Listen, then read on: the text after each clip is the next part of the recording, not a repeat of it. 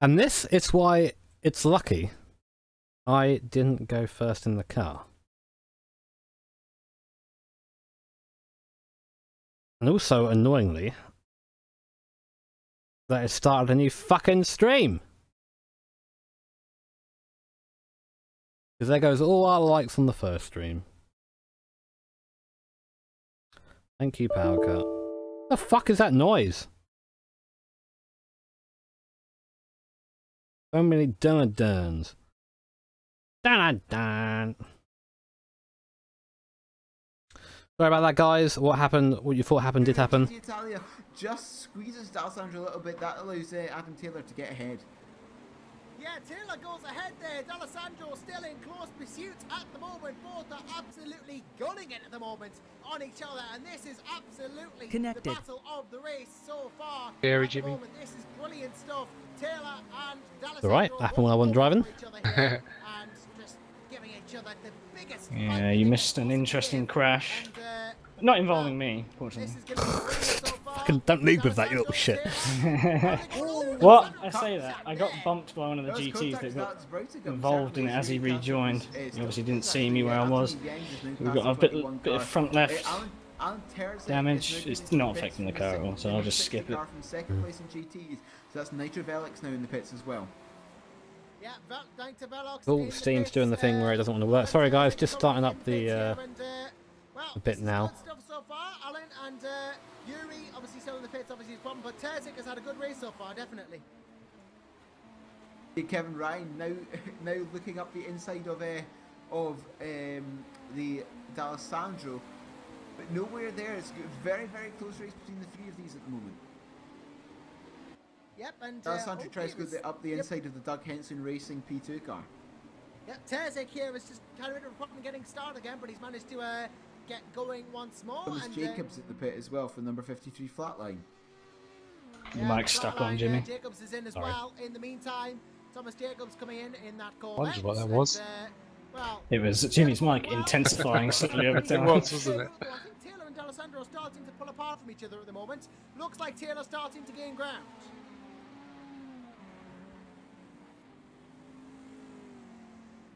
We're fine. I've just had a power cut. Ever so slightly.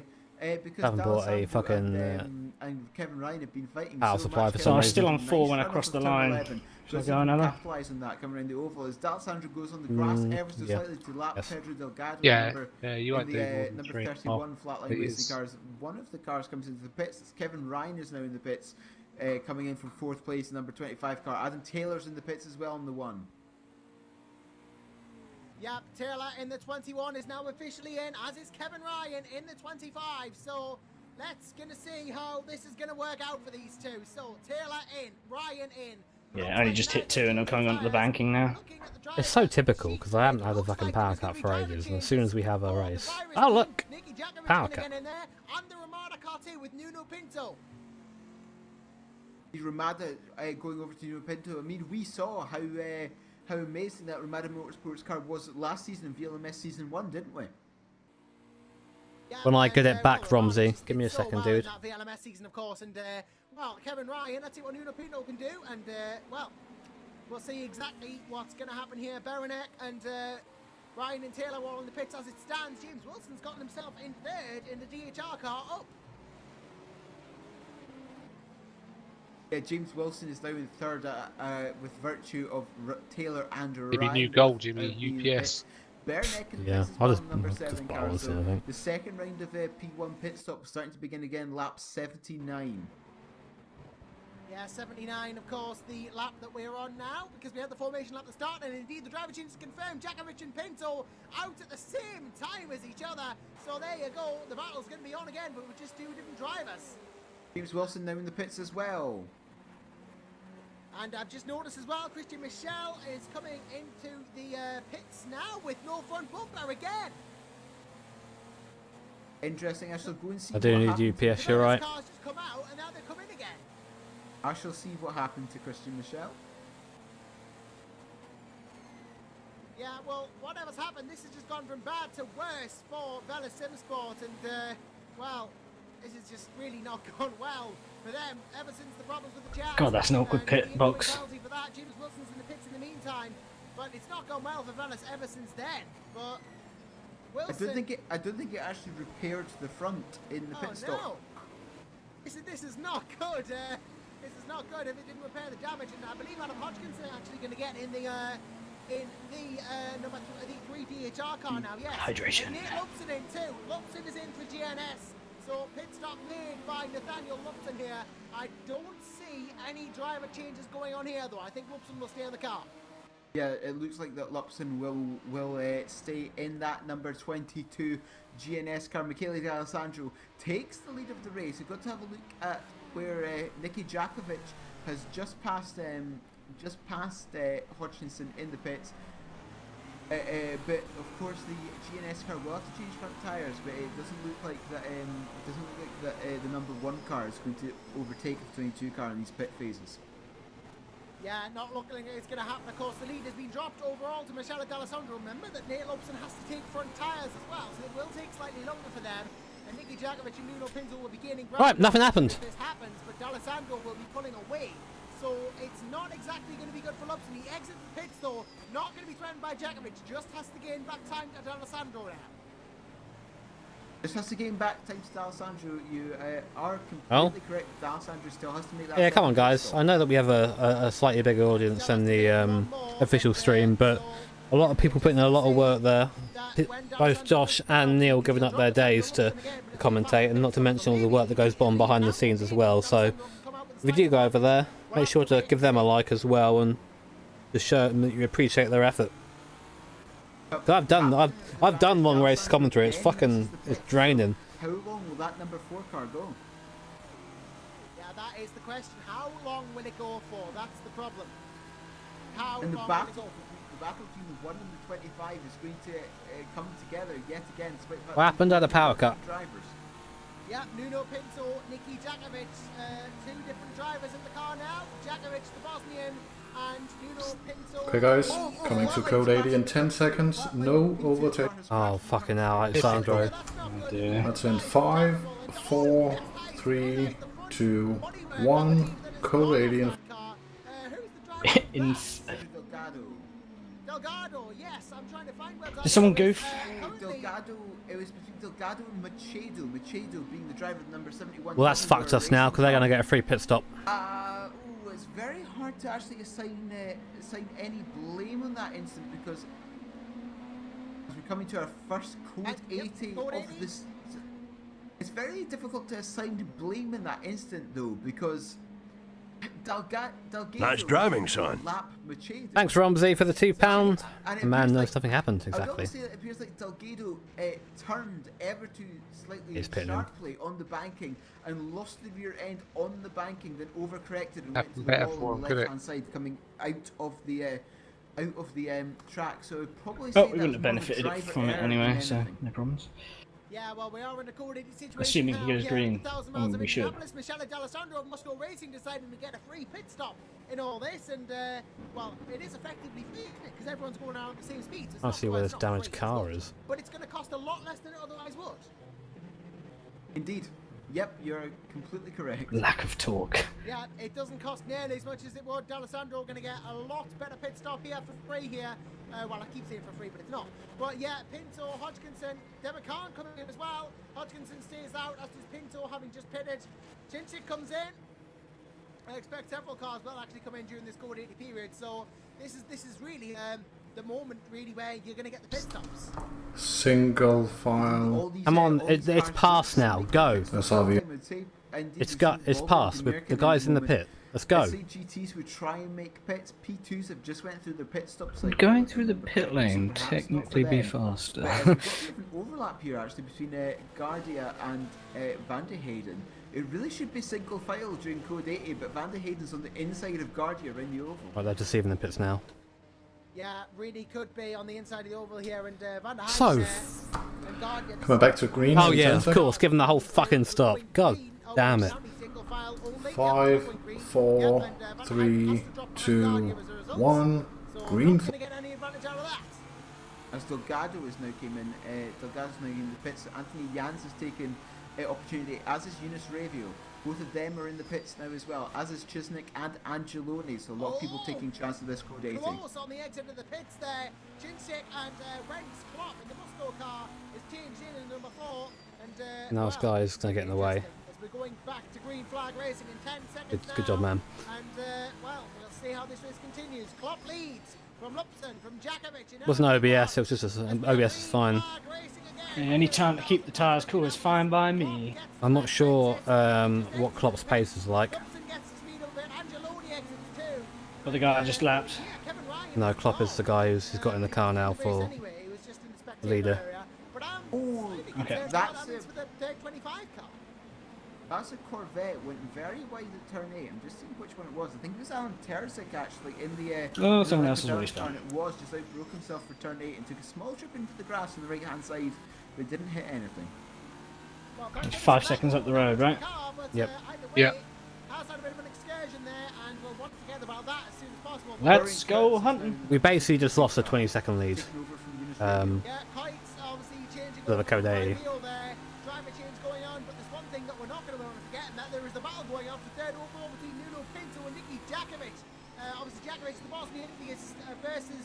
But you got 50 seconds to Jakovic behind you. Well, it looks like Pit was actually catching in the early stages of this restart. Perhaps Pinto in that number 25 Audi has managed to get his tyres slightly because it cost us. Than the Team Virus one. It cost us 20 seconds because they would do a pit stop and they basically got a free pit stop. Where we had to take a full stop under green, they took it under code 80 and lost a lot less time. Indeed, Jakovic, well, as you said, we have seen, he is unbelievably fast. Yeah, very, very quick driver indeed. I've also noticed another driver change, David Greco in the Musto GT car now. So that is the second driver change for the Musto team. David Greco in there now. Quite a famous name actually, isn't he? Yeah, yeah. You know, it just goes to show we can bring. Yeah, it's just frustrating because now had a really good start of the race, and now we have to sort of come back again. I've got faith in him that we'll catch him, but it's just frustrating. Looks like we caught him a bit then. Took a second and a half out of him. Still 2.5 seconds off Ren's Klopp at the front in the LMP1s, and about 1.5 seconds separates Jakovic and Pinto at the moment. So still some things going on, and still some battles emerging. And especially so in GT at the moment. This match, good to see you, mate. Yeah, we'll keep going. Mate's got the pace, it seems. I think Klopp isn't as fast as Sandro. Look at how close Sportan is here in the Corvette. There's something wrong with that number 4 car. That number 4 car is not getting full throttle down the straights. Just having a look, it appears that he's maybe only getting about 85% throttle or so down the straight. He's losing about 50. Well, it seems losing about 30 kilometers an hour by the time he gets to turn 1. That number 4 car is not getting full acceleration. Yeah, I've just checked the telemetry. The throttle pedal is not going fully down. I've noticed Michele D'Alessandro was pending an open session. He will rejoin as a spectator. Oh, he's got an issue. He's got an issue going in front. Yeah. I heard that throttle issue. Yeah, throttle issue. It's not getting full throttle. Yeah, indeed, a very good idea. And well, we'll have to see if it works. And Lupson, I imagine, will take the lead of the race though as a result. Yeah, look, the 22 car will take the lead of the race to Nissan. Right, okay, so now it's Jakovic 46 seconds behind. Having them flowing there, it keeps going back to 50 again. But maybe Renz will just get out of the way, but this is going to be the lead lost and GNS retaking it. There's a lot of traffic at the moment. Maybe Lupson has to be careful here because he won't be expecting Klopp to be slow. And yep, straight off into the pits there and not even going to hesitate to get into the pits there. So Renz comes in. No, he doesn't. He doesn't? I thought he did, there, well. Renz is still on the track. He's down about 30 k's on the straight. But perhaps they're trying to get D'Alessandro in as fast as possible again. They'll probably want to swap him out. Yeah, they're going to do that. He didn't even pit. He's coming around again. Means he has to do another lap at 70% power. He's back in the list of drivers that can get him in this lap. But well, yeah, how loose is this R18 in front of him? That really has hurt the 4 car. They're doing if that's what it is.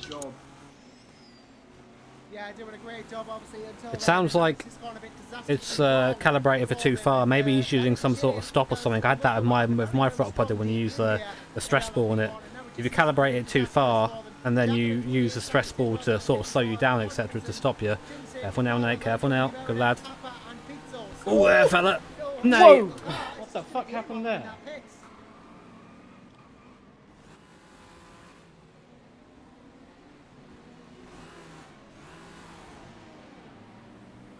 I did not touch that, did I? Or was there a bit of the wall that sticks out halfway down there? Is closing in as well on Guardia by quite a range of knots here, so Cal is really trying to close in these chicanes. My bad, guys. Okay, guys, we're going into code 80 in 10 seconds. No overtaking. That's in 5, 4, 3, 2, 1. Code 80 in 4. This will be for the driver change. Yep, that'll be for the... Oh, there's a car off in the... somewhere in the... I think there was a car sideways there. Do you want to drop it? Nate Lupson is Joe, slow. then? Nate Lupson is extremely slow. Oh, Nate Lupson has scraped the wall coming along the front. Is Joe then? Taken off Yeah. the front end of the 22 car. The leader in trouble. We're going back to code 80, unsurprisingly, but oh! Lupson was just... He went down the inside of Dennis Lynch there, and he just scraped the wall, and then just hit something, and just poof! Exploded the front of the car, managed to avoid further contact with anyone else, luckily by just parking the car where it was. But that, the game changer for JNS now, that has put them well and truly behind. Lupson will have to negotiate the whole lap under code 80s, so he's not going to gain anything, but it will be a long repair time for that Nissan. And D'Alessandro, having just had a crisis of his own, having to get back into the car, will retake the lead for Musto. Indeed, he will retake the lead for the number 4 car. A fantastic, an extraordinary exchange of events here. This is absolutely bonkers, this just to change so suddenly as we go into the second hour. Well, we passed the second hour of the race, and well, what a way to start the hourly update with. Indeed, and just having a look, the suspension on that Nissan is absolutely potatoed. Where are you, Nate? Just about to come into pit road. I'm sure it's not the last time we'll hear it either, Peeling but, off. yeah, why don't we have an hourly update? Let's have a look at who's where in the standings with 2 hours gone. Nate Lupson leads for now, at least. He will be coming into the pits with front damage, and he will lose that lead ultimately, but for now he leads from Michele D'Alessandro in second for Musto Racing. Coming back to green in 10 seconds. Nuno Pinto fourth in 25. So that's in 5, 4, 3, 2, 1. Green flag. The number 6 car in 6th place, Osvaldo Angeloni is 7th, followed by the RGPL number 7 in 8th, and then the number 14 car in 9th. Need to hear, Joe. And the 40 is the first, the P2's in 10th overall. I'm just actually seeing Lupson's coming into the pit, so I'm going to... Jimmy, you're riding on board. I need you to get off. I think we're about to go green flag racing once again.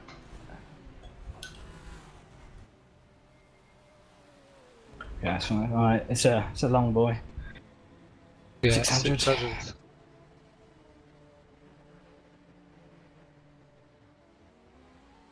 Indeed, as Joshua Anderson has just left us for a few minutes, but indeed, that has been a disaster for the number 22 car in the lead of this race. Grau is coming into the pits as well in the number 43 3-wide motorsports car.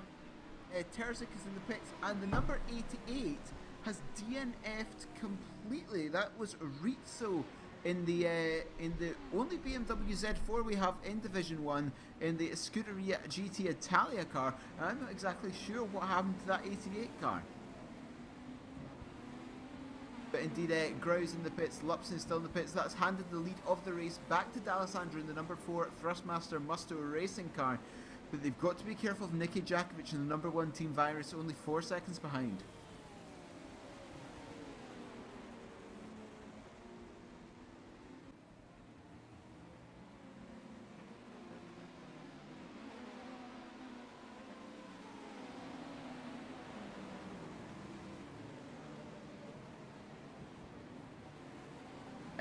And looking back down in the P2 field, Daniele Pizzo is still in the lead of the P2. Stenda Senhal is in second place, number 33 Simtech. But right behind him is Tunga Guardia in the 32 Atlantic Motorsports car. Stenda Senhal cannot let their guard down. That only one small mistake, and that will be a challenge for second place from Guardia. And in the GT class, it's Glatter currently in the lead in the 82 Blackhawk Racing car. Second, Cedar Wire in the 67 Atlantic Motorsports car. There's David Greco in the 69, Florian Kutz in the 73. Running out the top 5 is Alex Broutigam in the 81, the second of the Blackhawk Racing cars. But indeed, that has been an absolute disaster for the 22 car, and certainly not what they would have wanted. They looked like they had the best pace of the field so far today, and it's just all gone in one incident. The gap last lap between D'Alessandro and Jakovic came down by 2 seconds, only 2.4 between the two of them now.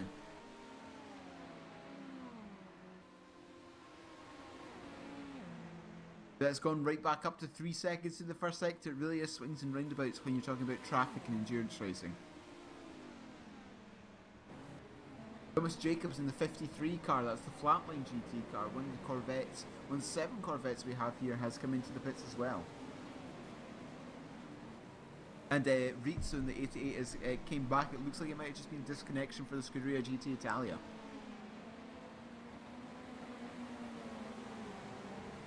That gap in the middle sectors came back down to 2.8 seconds, so toing and froing here. D'Alessandro having to go around the long way around the outside of Van de Hayden in the recovering 41 car.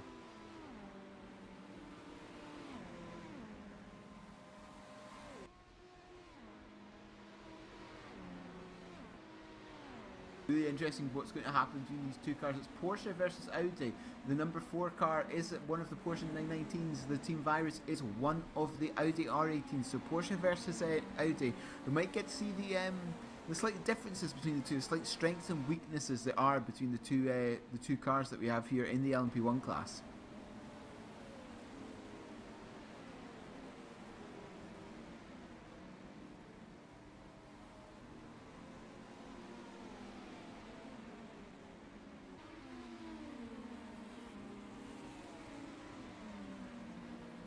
D'Alessandro's a little bit of traffic coming down to turn 8. He has to try and get round the number 69 car. Of course, third in class at the moment. Third in class in the GTs. Very difficult, especially around turns 9 and 10, to get anywhere, to get past anyone, no matter if you're in the same class, even LMP1 versus GTs. Very difficult through that section between 8 and 10 to get past anyone.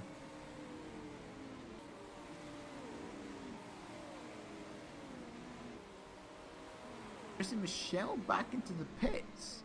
I'm not sure what that would be for. I don't think that would be for the stop go again, because I'm sure he was in the pits a while ago. That might be for another pit stop, or it might be for a little bit of damage that was sustained not too long ago.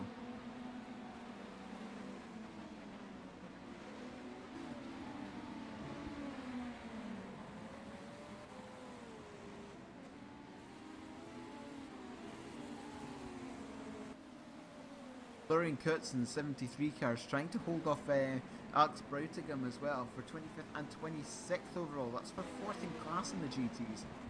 With these valuable points, of course, the point system has changed this year to only the top 10, the FIA style of 25, 18, 15, 12, 8, 10, 8, 6, 5, 4, 3, 2, 1 if my memory serves me correctly. But that's what the point system has changed to this year, to promote endurance racing and getting the car to the end of the race, because that is of course what is most important in endurance racing. The 77 in the pits now as well, that's a Zansho Motorsport car, Bryce Lowe currently at the wheel of that, back into the pits, and that's a driver change to Olivier Fortin. But looking back up at the front, Jakovic has cut that gap to D'Alessandro. This might be a very, very exciting battle in the not too distant future, as Jakovic goes around the outside of Jake Holland, number 28, around the turn 13, the final corner on this circuit.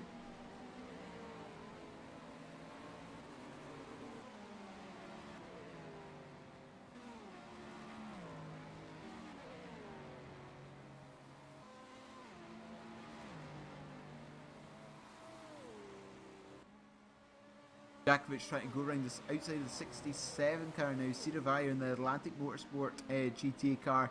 Second place in class. It's very, very difficult to be able to navigate all this GT traffic without trying to lose time to the car in front of you. That's part of the art of endurance racing as well.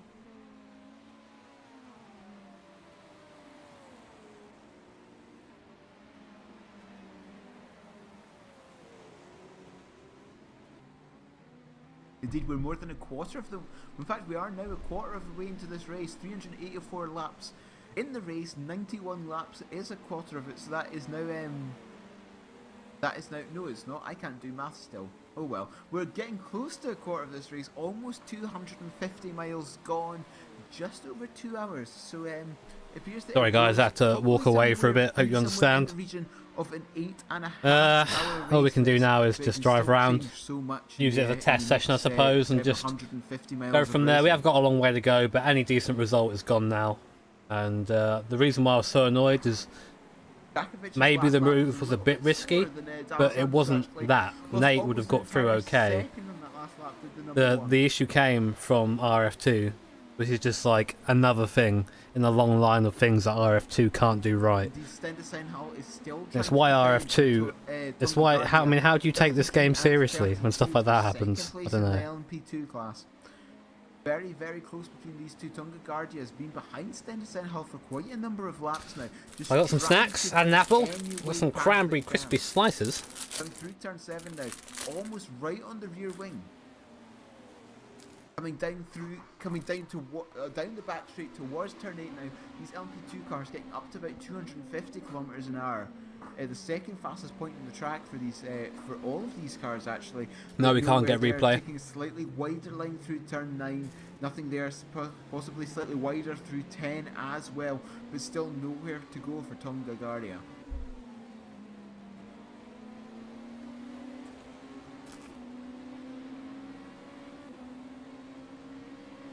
Perhaps is close enough for a nice draft on the straight is the 32 car. But it doesn't seem to be closing too much on the 33 actually. Perhaps Atlantic Motorsport... Sure, it's a game, but when you put in so much time and effort and practice, think of how long it took just to paint the livery on this car. It looks like Simtech have gone. Then you get pole position, and then you're pretty much just being able to. You're going to be leading by a minute, and then it's taken away by the game being shit. Which of course is very important round here at Indianapolis. That big 22. Tell me you wouldn't be annoyed, John. Are so flat out for these LMP2 cars. Top end speed, rather important round there. If you have a very slick car, it's far more difficult for you to get past. The Guardia right on the rear end, try to open up through turn 6. Nowhere there though, through turn 7. Guardia will try a crossover move. Still no space though. Senhal now under extreme pressure from Guardia. Guardia just showing the nose coming into turn 8, perhaps trying to force the Simtech Motorsport driver into a mistake. I would do iRacing when they've got some good prototypes. I won't waste my time in this game anymore.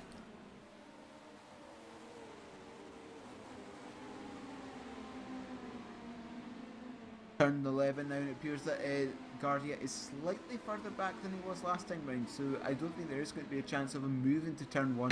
But if you have a slick car, it is so tricky to get by them. It is very tricky. Don't worry about it, Nate. If you're still there. Yeah. One of those things, man. A little bit more from D'Alessandro. The gap now down to 3.2 seconds. Hey, it's our job to find these things as GNS, mate. Bit of housekeeping there. Bailey says, can you send him the replay? You're done. Sure. Don't forget your brake bars, Joe. Yeah. Take any spoils. I say that as Sasha Glatter, the GT leader, number 82 Blackhawk racing car, has came into the pits on lap 94. So that's the leader, and the Ferrari F458 is in the pits. Will any other GT cars follow them?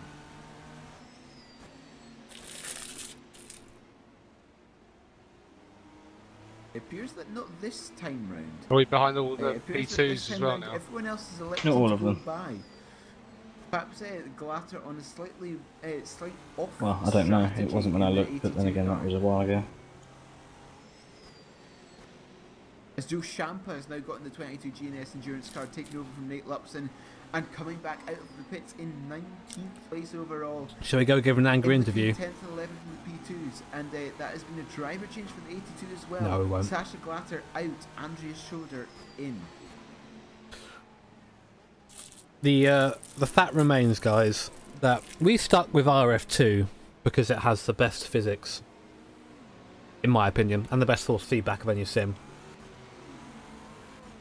Now, I don't think it has the best force feedback. It has probably tied best force feedback of iRacing for me when an OSW. And whilst it does have deformable tyres, day-night transition, all these little things that kept iRacing behind RF2 are now being picked up by iRacing. And the thing is, in iRacing, we aren't having to do a mod, we aren't having to sit here and make something work, we aren't having to do hours of testing to balance stuff. If it came from iRacing, it would work. That's why iRacing is so popular, it just works. RF2 is a game that is hardly in beta. And Dankel has been able to make no inroads to those two as Joshua Anderson rejoins us. Yeah, once again back, and well, just to give you an update on the situation that TNS face now. They were leading this race before that incident. They're now 19th and 8 laps down. That's how bad the damage was. Sounds familiar, doesn't it? And I'm usually quite optimistic about team's chances, but I think the chance of the win has to be off. Indeed, 8 laps down unless the other 8 do the rage interview. Have problems as well. Nah. You're certainly not going to make up 6 laps in No your point. competitors. It's going to be difficult running indeed, and well, we'll have to see if they can get anywhere near the front again, but as it stands, well and truly out of it though. Musto Racing, you got to admit, in all this, have really taken the chance that they needed here, because D'Alessandro's got back in the car, and well, obviously Renscom's problems forced him back in. There's Joe losing blood on the straight there. Jakovic will be on a charge now. Jakovic in the one car will be on iRacing don't calculate the inertia while braking. But when you hit a wall in iRacing, you tend to bounce off it. Okay, they've had problems. We're still going here, and we're catching the Musto guys. We're going to be going The problem is, like, I still think RF2 has the best physics. Oh, I think that'll always be the case. But if you can't apply them, who the fuck is going to play your game? Like, know what I mean? To turn 1, then comes Jakovic, and then turn 2 directly after it. And really, it's these corners where the most time is going to be made up, because, well, you know, you're going to have to turn. I don't know. The turning of the car, It doesn't matter if 100% now or not. Around this tight section, haven't you, Nick? Indeed, it is very tight. It's very difficult to get past any other cars. Even if you're an LMP1 car trying to pass a GT Track issue. car, Well, this is an official ISI track. between 3 and 4. This is an R Factor 2 track. That's why it's inexcusable. It's very difficult for anyone to lap anyone through that first sector.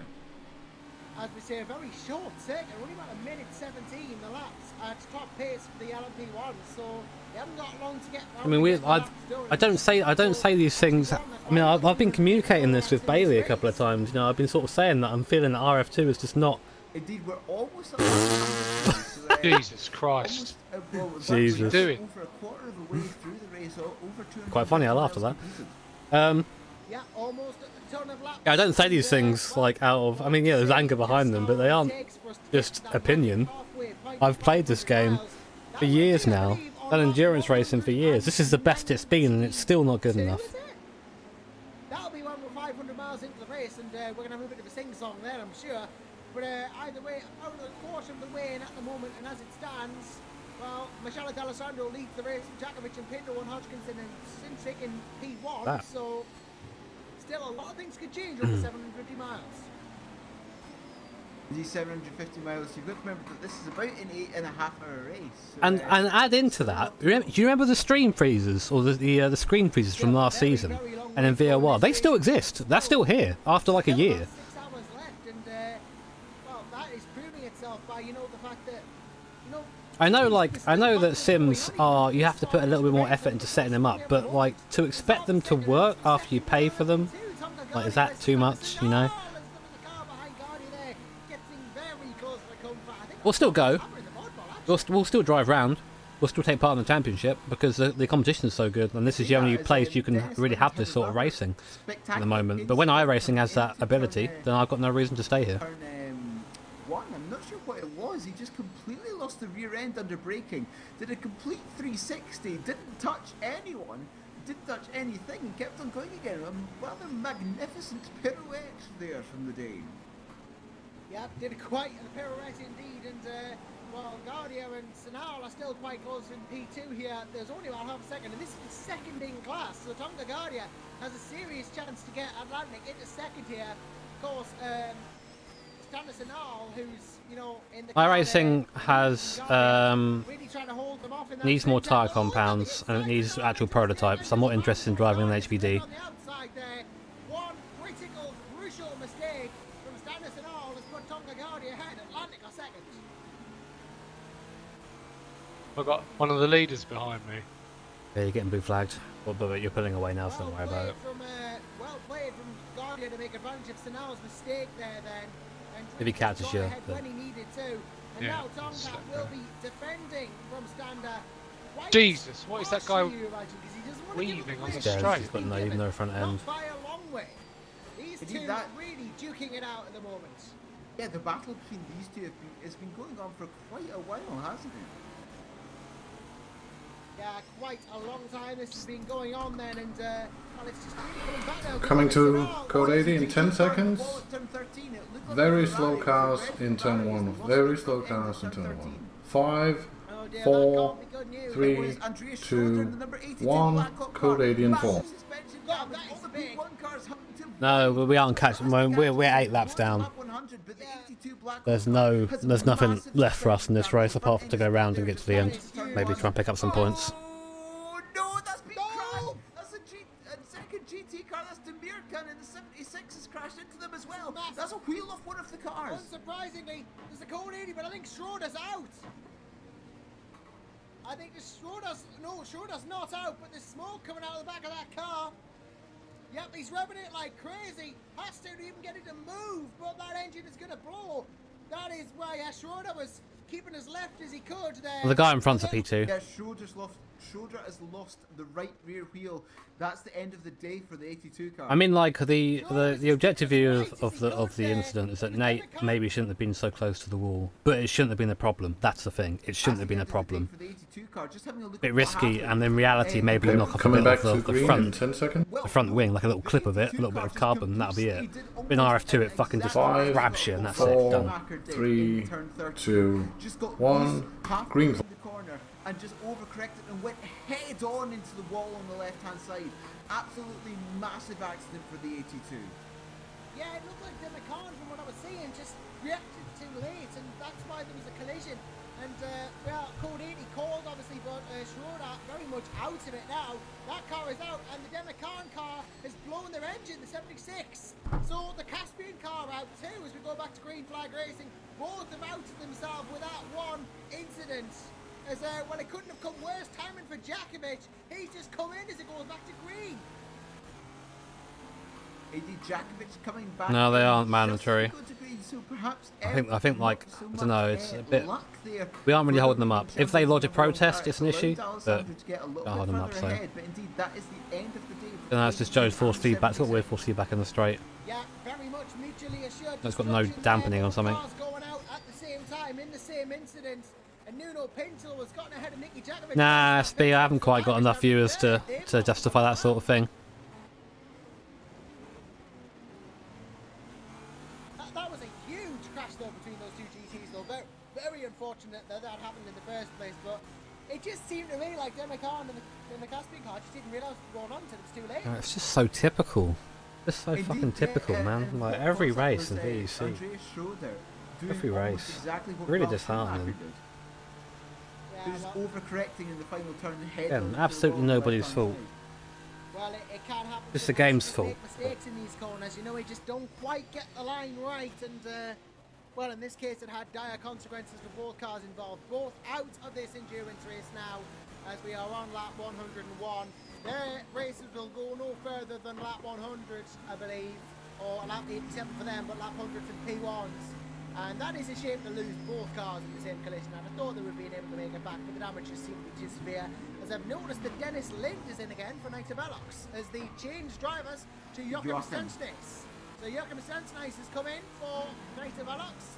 The all Danish squad now sees a driver change. Indeed, Dennis Lind has done. Oh, would you race a set of calls so you wouldn't? Apart from that, There's no. rather interestingly long. They didn't have pit stops until recently. Wasn't a little bit of a while ago, but indeed that 40 car, Dennis Lind, it's not 40, it's the 30. Dennis Lind, Joachim Stennis, and Frederick Schroeder, the three drivers in that car. But Dennis Lind had done a fantastic job so far. But apart from that awkwardly long pit stop, I'm still not exactly sure what that was for. Yeah, I mean, might have been a driver change that was due anyway, but either way, that was just interesting. I don't even remember SB. According to Don't remember, ma'am. Comments, Rizzo has a black So you're all right. and well, I don't know what that's about. Rizzo, of course, the driver for 88. the 88 car. Yeah, that is. Oh, the, pit menu. Okay. Yep. So I don't know what that's about. That's the GT Italia car that they're 2 laps down on the likes of Schroeder and Demacan. So yeah, wonder why they've got that if they're what they say is true. Indeed, very, very interesting. Either way, though, we must move on because, well, all incidents can be... we've got a yellow flag in sector 2, actually. I've just noticed. I don't know what that's about.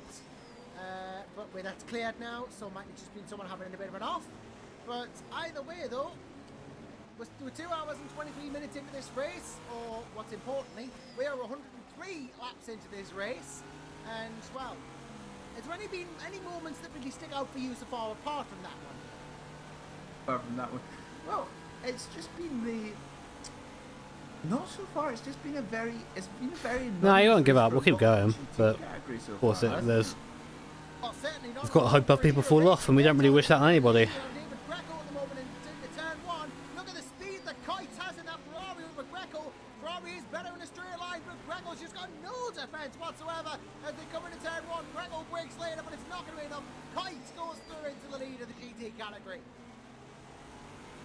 The new leader of the GT category, the 73 Agera racing car, the 73 and the 99 being the 2 Agera racing cars. Kites goes very wide there. That's like Greco in with a chance. Really giving Greco a chance here. If we could go on board with a Porsche, that would be lovely.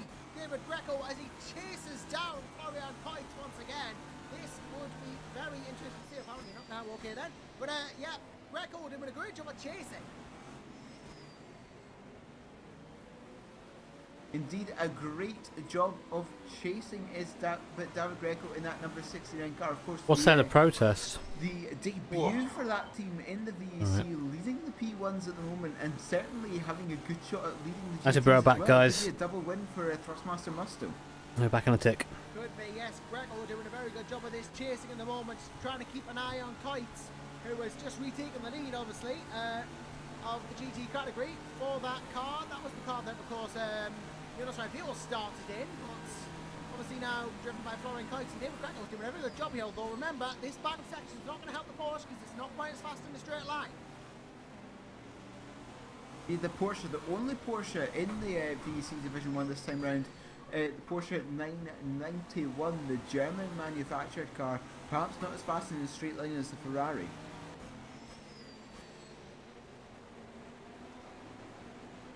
Yeah, quite not in the straight line, maybe not as fast, but definitely doing a good job of trying to keep up with Kites at the moment. In the corners, that Porsche is going to benefit, of course, being rear-engine, rear-wheel drive. It's going to have the advantage there in that it's a bit more nimble through the turns than the Ferrari, which is mid-engined, I believe. But yes, Greco is definitely gaining in the corners. If you look here, definitely making gains in the corners as we round the turn before the back straight, and you see he is making ground back up now. Indeed, there's not much difference in the Ferrari and that Ferrari and that Aston Martin Porsche. There we go. The Porsche's got a 4-litre flat 6 in its rear engine, as opposed to the Ferrari, which is a 4.5-litre V8 mid-engine. So perhaps the slightly different positioning of those engines is contributing to the cornering ability of that Porsche. Yeah, of course, Porsche's way is just to make rear-engine cars, though, of course, the more modern GT3 car, the more modern 911 they did, is mid-engine, isn't it? That's the first time they've done that in a while. But yeah, Greco really chasing down Kites. I think he's not gaining any more ground now, though, unfortunately. I think his battle with Kites might be over, unfortunately. He might not be able to fight the Ferrari anymore unless a mistake's made. So that may bring an end to that battle. But it was an interesting battle, and it did result in position changes as Giro Racing now lead GT. Well, speaking of battles, actually, I've just noticed another one. Tonka Guardia getting close again in the LMP2 on Julian Hansen. And this one is for 4th in class. Seawolf versus Atlantic. Seawolf versus Atlantic, something that we saw so many times last season. Yeah, that was a constant battle last season, and they've just picked it right back up again. Tonga Guardia versus Julian Hansen here. They're trying to get past some traffic, including Mark Fuller in the flatline LMP2. But, yep, Guardia has to move to the outside to avoid Baldwin to go to the inside. That's not going to help him. But this battle now between the two of them, only about a second in it. And that could close down if Guardia is faster in the corners. Indeed, just as fast as Guardia in the corners. Because remember, this is a spec class, so it's really all about that setup and the driver's skill between the two of them. That's really all that separates everyone in P2. As Daniel Pizzo's in the pits from the lead. Pizzo in the pits from the lead of P2. This feels so defeated. Eh? Will close in the meantime. Pizzo about to start his 100th lap in the P2. Next time around. I've got nothing. Like, there's nothing. So will get through and will resume the lead of the LMP2 for Team Spirit Racing. And well, we know there with Dominic Keeper. I see Cyril Renault lying about in the driver's area, so maybe a driver change team for TSR. Perhaps a driver change for them as well. Daniel Pizza, I don't think that's going to be a change for the number 40, is it? I don't think there's going to be a driver change there, is there? It might be Federico Suave, but I don't know. Yeah, Federico Suave is in there, so it looks like it may well be a driver change. No, Renault is also in there as well, who is a driver for one of the other teams. I think it's a P2 if I remember correctly. I think that's going to be a driver change soon for that team. Yep, in fact, Suave in now. No, MX5 is just still having its arches and whatnot put on.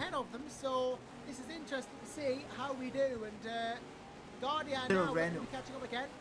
Renault part of the number 45 squad. Once I actually look at my notes, which is currently leader with Anthony Jans in the car. So that might be a driver change. Yes, Dennis, we're hitting the invisible wall. Oh, Guardia through and Hansen. As Guardia got through, Hansen got very wide coming off of 4 into the grass, and that just allowed Guardia through. So it's a mistake by Hansen there. Must have fallen asleep at the wheel. Why doesn't he move? Thanks, Tony, for £2. And Jared, mate, we love you and wish you the best. Thanks, man. I haven't got to be sending me mileage to say that, but appreciate it.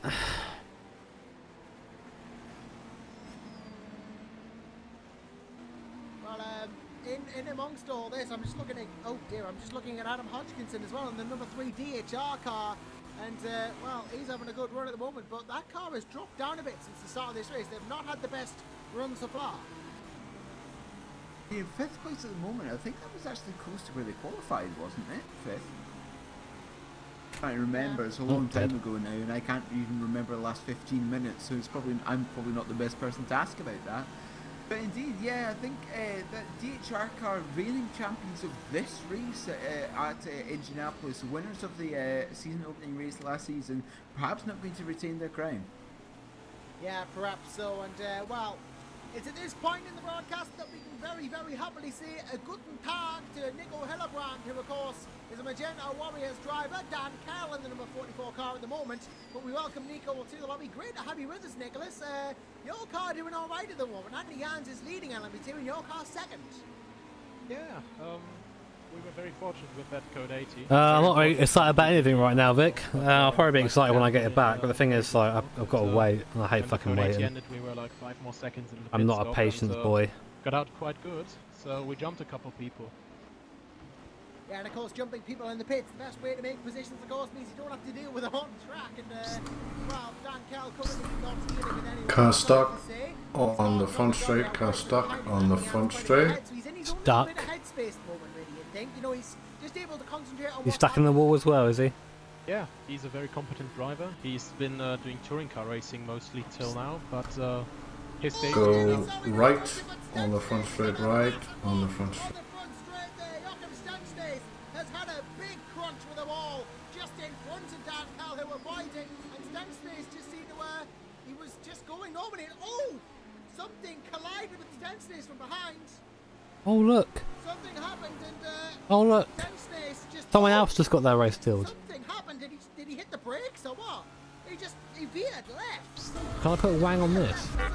Oh. Okay, coming to code 80 in 10 seconds. Code 80 give me 10 for £2. Want me to get revenge on the wall, boss? Go Minty, kill it. 5, 4, 3, 2, 1. Code 80 and 4. I'm not sure actually. It is extremely odd. I'm just seeing if anything happened. It appears like he's got like, yeah, I think he's got suspension damage. I tell you what, it might have been. Actually, I saw what happened. Just all the inputs went on. It was maximum steering, throttle, clutch, and brake, and that car looks damaged big time.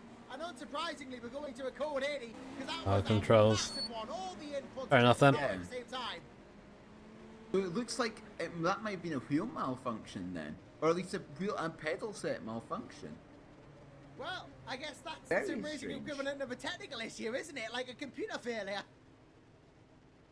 A while until I race yet. Stanspace has got it going again. Stanspace has got it going again, but Nico Hillebrand, I'm sure you're quite, I'm sure you're quite happy that Cal managed to avoid that. That was fantastic reaction from all the lights went because we had a fucking power cut. It's just not been a good day for streaming or racing today. I think. But yeah, we're very happy to have him aboard. Him and Stefan worked quite a lot on the setup in the past couple of weeks while I was still leisuring in Indiana, at the real Indianapolis Motor Speedway partly as well. So yeah, they were doing fantastic work. A grumpy boy right now. Stuff. We just didn't have that much. Be less grumpy, but I really can't. It was on me, but we did a good thing out of it, and Dan took the car, and he's making a fantastic drive right now. So I'm very happy. I'm sure you would be as well. You had a good run in your car as well, getting yourself up the order. A couple of cars coming in the pits now. Hodgkinson, D'Alessandro, Tapper and Hansen all in. Cal obviously elected to stay out, but yeah, Dan Cal is I've raced against him before. He is a very competent driver. I'm very happy to see him in the V's. He definitely deserves his place, and he's showing just why by his good results here. He's currently second in class as a your team. So you know, yours and his efforts combined have really helped that.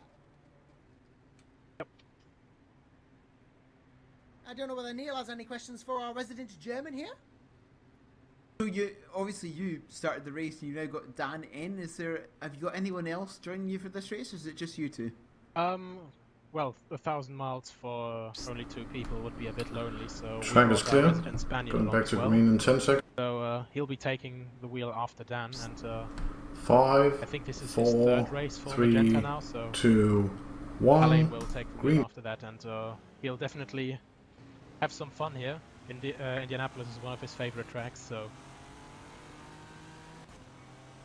yeah, it'll be fun. It always helps when you like the track, doesn't it? I mean, like we were saying before, you know, some people as soon as they get into a rhythm when they get into a track they like, they're just unstoppable. And I guess, you know, really that race, 385 laps, we won't get nowhere near the end of that. We'll get like 3.7 something. In 10 seconds time, so going to be crucial for Anthony Jans to just come in as it ends.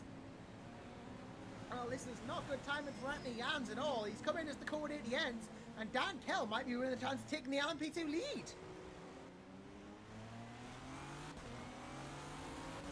I'm going into quite a stereotype here. This is what we all planned for, so yeah, that has gone perfectly well for us. Yeah, well, the best plans always go best, I guess. You know, that's how the saying might go, and well, Dan Kell is... There's 3 of us, including me. Nate started the car, so there you go. and Joe's in the car now. Wonderful. I'm going to head down back Top to 10 shouldn't be too difficult. So thank you very much for having me. Understandably, you're leading the race. You need to be there, not here. I mean, but you know, we understand. We'll be 9th. And thanks for joining us, Nico. Thanks for having me, guys. Well, there is a driver change in the Team Spirit car. Cyril Renault comes in. He is now in the Team Spirit car. Anthony Jans out. Stanison Arnold Tonguardia overtake. They are now down to 4th. And Federico Suave goes through as well, demoting them to... Well, actually, no, that's not happened yet. I thought it had, but it hadn't. Renault will be ahead. So 4th place for Team Spirit now. A couple of drop positions, but we'll see what Cyril can do. In fourth place for Team Spirit, Kel, Garty and Senna, the top three currently. I'm after, I haven't driven yet. But yeah, Renault is actually under attack quite a lot from Suave in the number 40 Scuderia GT Italia car. Very close between those two. Very, very close running at the moment. Renault and Suave both having a go at each other at the moment, and well, this is going to be a close run battle. The LMP2 has given us a lot of close run battles this race. It must be said, Neil. I guess that's what having a Spec series does. Indeed, it really brings the competition closer. We've seen, for example, in IndyCar, that's possibly the most famous example currently of Spec Series racing, and that always provides fantastic racing. The same for Formula 2 and GP3 as well. You always find that Spec racing provides excellent racing. The fuck? Yeah, because there's no one has a particular advantage apart from the best drivers and the teams with the best setup. You know, you really this have P2's good out for you today, mate. Yeah. So really does it just work? It's a formula for success in some cases. Indeed, yeah, absolutely correct. Which begs a question, a bit of a debate I'd like to have on the broadcast with you, Neil, at the moment. Should Formula 1 be a Spec series? Oh, don't you. Oh, Josh. No, I don't think it should be a Spec series, but I certainly think there's far more. Why is that relevant, Josh? Why is that relevant to this race? That would be really helpful, because if they're budget caps. Now we're going to talk about F1. This isn't fucking Radio Le Mans where Hardy just takes shit, piss out of F1 for 10 hours. The same with Caterham. Stroke Lotus, stroke whatever they were called. Yeah, so, you know, you've got that side of it. Maybe it shouldn't be a Spec series, but it would bring the racing closer together if it was, wouldn't it? You're not fucking commentating F1, Josh! The top flight level of formula racing in the world. Fuck my life! Cars be the same. Whoever was the best driver would be the champion, you know, and that would be giving chances to drivers like Fernando Alonso who don't have good cars. Indeed, but Fernando Alonso's got a history of making horrific. Oh, guys, by the way, do you think that we should make all cars front-wheel drive to emulate BTCC? Do you reckon that would be a good idea, guys? I do believe, according to the YouTube chat, it appears that the driver swap didn't work for Maxi Scheider. Yeah, it didn't seem to work, and well, I haven't seen Paul actually leave the server yet, so this is strange. But Scheider's now left, Stenschneider's is now left as well, so those, yep, Stenschneider is out too. So obviously United Alex have given up in that LMP2 entry, or trying to do something with the connection. I don't know, but that won't fix the damage on the car. So the 30 and, well, Max Scheider's now switched into the car there. Yep. He's switched into the car there, has Max Scheider, so that is obviously the driver swap finally working. And yep, apparently fucking angry, Jimmy. Pulled the plug because of no force feedback. So trying to fix that. No, I'm not going to turn them off. I'm just wondering like where that came from. Like why? Well, interesting times now. Obviously there has been a driver change all of a sudden. Max Scheider now on the car on the fastest lap timing, and well, the Joachim Stenschneider is having disconnected. This is going a bit wrong for DHR now, isn't it? Yeah, it started out so very well. Jake Hall was right up there for the majority of the beginning of this race, wasn't he? But it appears at the driver swap to have just gone a little bit. Well, sure at it, guys. What's your opinion on Brexit? Wang on this. Yeah, just gone a little bit down, and, thank you, Blue, for £2. Great race entertainment. Keep it up. Plenty of laps to go. Yeah, we'll try, mate. We're just going to drive around now. Well, we'll just have to see if they can get back on it now and see if they can recover, but it's going to hurt their race for certain, and, well, we'll have to see if they can recover here. Though, we talk about DHR, Adam Hodgkinson's having a decent run at the moment. You know, fifth place, as we said before, not quite how they would want to be. This is just nothing, like. Indeed, just still okay, yep, indeed. I agree. Lesser Vienna's just came out the pits. That is as relevant as what they were saying. Car. Thierry van der Heyden currently at the wheel of that. We should put a wang on Brexit, yes. Just hoping to really help gain their position forward as well. Just an FYI, guys, I don't actually want your opinion on Brexit. I don't care. No one does. It's happened. I was just making a comparison to how bad that F1 thing was. Obviously, we know them from the Ferrari last year, but moving them to LMP2, they haven't been half bad. Yep, nothing else to add from me on that either. Yep, I agree with you. have had a fairly good debut in the LMP2 class, of course, and Van der Heiden's doing quite a respectable job. It is a difficult step up, as we mentioned. It is a very difficult step up, as we mentioned before, to LMP2 from GTs. It's a totally different type of driving. So props to them for doing so well. And of course, Van der Heiden, I think one of the last. F1 Racing League? No, probably not. Relevant, you know, they're doing a good job in the first race of the P2 out there. Breakfast! I like breakfast. It's completely different. The GT are Grand Touring cars. That cars. there is the P10, so that'd be top 10 again. Aston Martin V8 Vantages. What's the guy in front of me right now? Chevrolet Corvettes. Yep. BMW Z4s, where the LMP2 is sort of like your more entry-level prototype car built just for racing. You can just see why he was trying to outbrake me and race me. GTE cars about 1,250 kilos. The Oracle 5 Nissan is only 900 kilos, so a massive weight reduction. And I hate all this weighting malarkey. Aston Martin V8 Vantage has got a 4.5 litre V8. The Oracle 5 Nissan also has a 4.5 litre V8. But it's just the way that they designed the car to have far more downforce, and the fact that it's so much lighter. We're 11th because we're overtaking lower classes. So much faster. Yeah, I mean, sometimes you get similar sort of speeds between the P2s and the GTs. We've got 5 laps to the next. Either on there, 5 laps to the next prototype after that. It can be. Looking at the end of the front straight here, the GT car is about 290 kilometers an hour. The LMP2 is about 305. Go on, mate. So I'll get over it. Not so much. Right away, I'm over it now. So No, you said get over it. I'm over it now. Good job, man. Yeah, it can be quite interesting, and well, I'll be over it tomorrow. as well, and I think it's time. There's only so many times you can truck something off, you know. As they say, we bring James Wilson into the chat. Obviously, driver. I might do a second season of F1. We'll see. LMP1 Audi R18. Welcome to the broadcast lobby booth, James, and well, Adam Hodgkinson in the car at the moment. Obviously driving in P5, but you did quite a good job at the start. I couldn't be happier with my stint, really. There was a few moments of contact, a few scary moments as well, and a half spin. But hamburger overall, slippers. Oh I couldn't man. really ask for it to have gone any better, to be honest. Yeah, it was a quite scary start, even for me as a spectator. I just wondered what was going on. Everyone was trying to overtake everyone, and it calmed down after about 5 or 10 laps.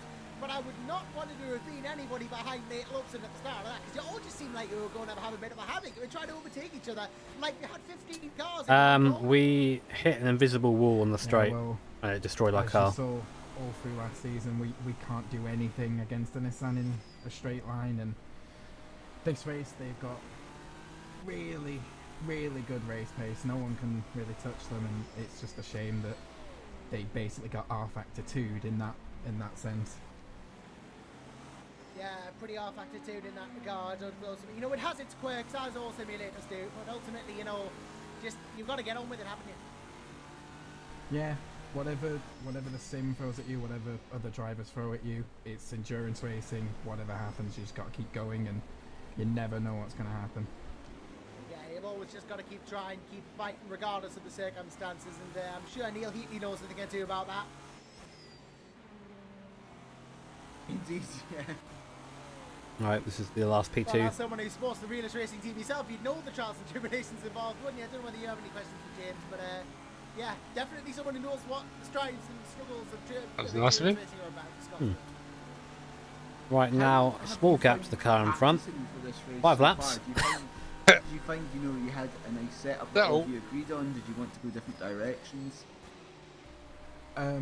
Nice to have a lap without any traffic. I haven't had one yet. Yes, Sam. A couple of things we suggested to each other in terms of minor tweaks, and we've just ended up with a car that handles beautifully. Yeah, I think so, Sam. And we'll get points. We would have got points regardless if we finished right at the back, because there's no other car near us. So.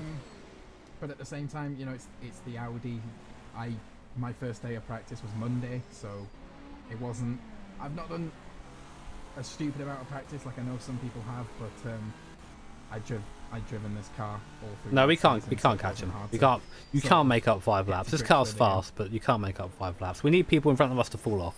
We can't do it on pace. Yeah, getting the grips, you know, with the car after a break and practice can be difficult, especially these P1s, because they're so technically demanding, aren't they? Yeah, hey man, I used to be fucking. People used to give me shit for shilling R-Factor 2 because I used to enjoy it so much. Hopefully you can understand now that I try and have more objective opinion on everything, and even this game that I once enjoyed more than any other sim. Just got to be ready for that. It's not free. Keeping up with the raw speed of the cars. I might do some more multiplayer, I don't know. Yeah, you do almost have to drive them like an open wheel car, even though they're closed cockpit. But yeah, it is an individual challenge. I can't drink and then drive here. You know, one that your team, DHR, and well yourself have challenged and taken on really well in this race so far. Thanks for joining us, James. Pleasure to have you in the bit with us, and good luck for your team for the rest of the race. Hopefully, you can get maybe even top 3. Thanks very much.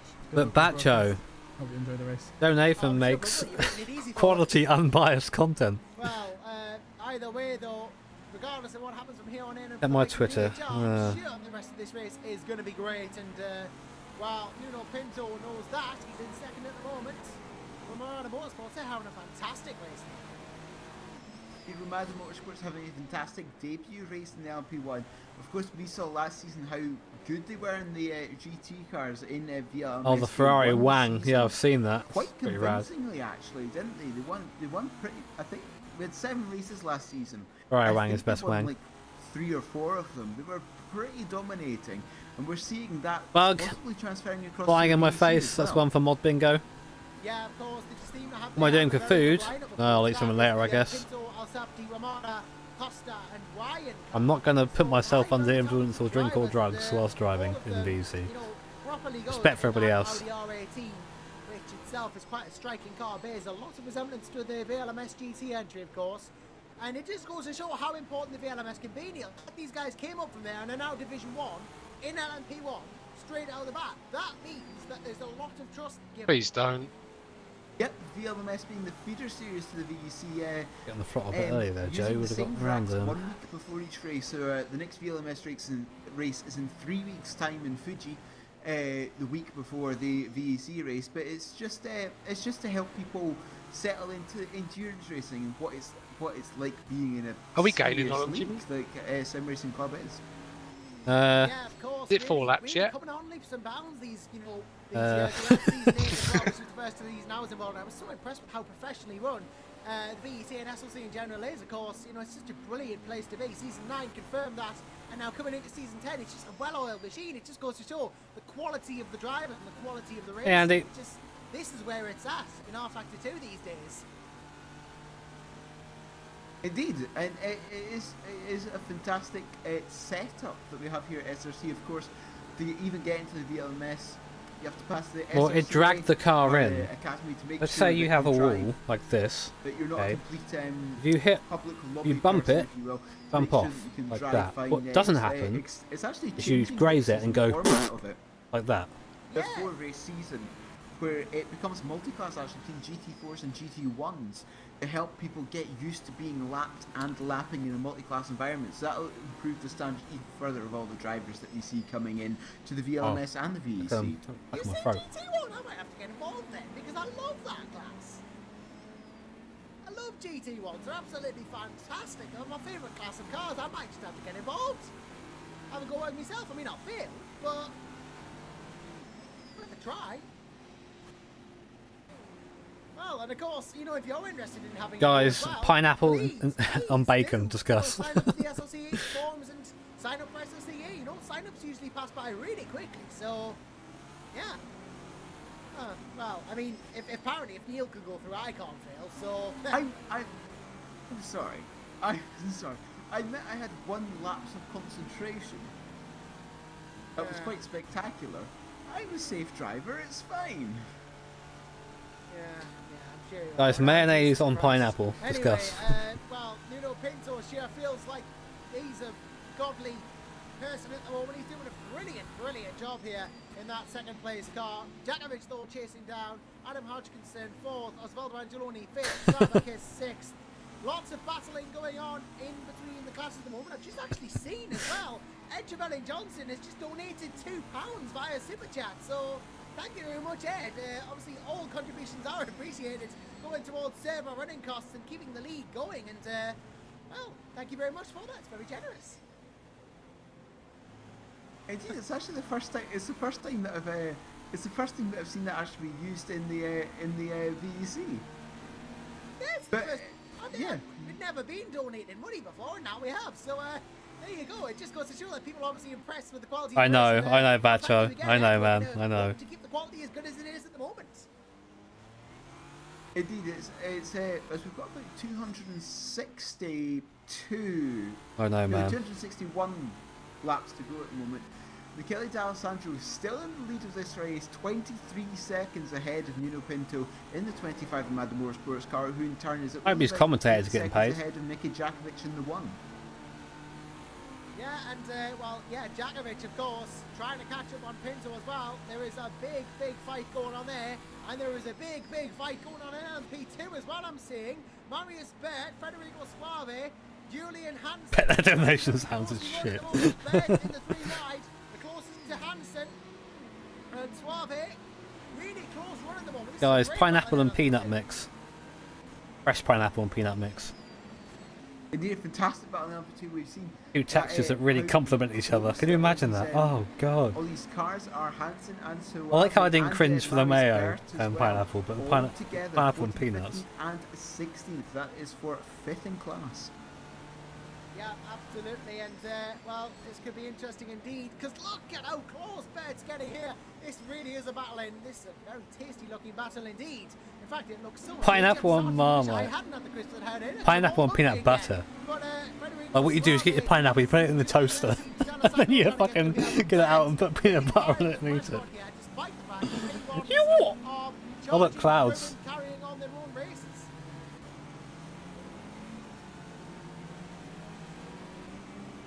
Yeah, absolutely. It's very tasty, this race. They say the race between these might be able to get a little bit spicy as Marius Bert is very close to spicy. Did you say? I heard spicy, guys. I don't know if you heard spicy. We will see that, and I definitely heard spicy. It'd be great if we did. Look, I think there's so much. That is probably enough of a gap for Bert to at least start. I heard spicy. The revs increasing that Nissan engine, 7,000, 7,100. Not going to get much further than that though. I think he's hit the rev limits. Not going to gain much more. And ultimately, Marius Bert will not get through just yet. But he definitely tried as he's looking again. Ooh, around the outside of Suave maybe. Yes, maybe. He's getting held up by Fortan there. Did it come to that time in the race again? Oh, look at this. Bert's pushing it to the maximum. Hey, wait a minute. Got some important stuff to do. Yes. Not gonna stop until one of them gets through, and Suave is determined that he'll stay in front. A 3 wide versus GT Italian, absolutely awesome battle coming down the back straight. Got to try and let Adam Hodgkinson, 4th place overall in that number 3 car, to get past. And indeed, they've both done that. Marius Bert's be able to take a far. So we're on board now with Joe Ciampa. There he is. You can see him, headless Joe. Not headless anymore. Bert had to pull out of it though, because there's going to be a little bit of an incident if he kept it there. Yeah, there is, and that battle's going on as well. Hansen, Suave, Bert. But you know what? There's a battle for the lead in LMP2 as well. Dan Kell is now within touching distance of Tonga Guardia in the Atlantic car. There's about a second between those two. This could really kick off if Kell can just put the hammer down. But what a race we've got between Suave and Bert. Such a scary. Oh shit. Imminently at the moment. Bert and Suave as well, but Kell and Guardia is going to be another. Such composure. Indeed, Bert is not close enough for a move into turn 1. Oh, I say that, he lunges it up the inside. Or I could like do like, wait a second. Suave keeps hold around the I outside. like. That would be a most audacious move by Marius Bert if he managed to pull that off.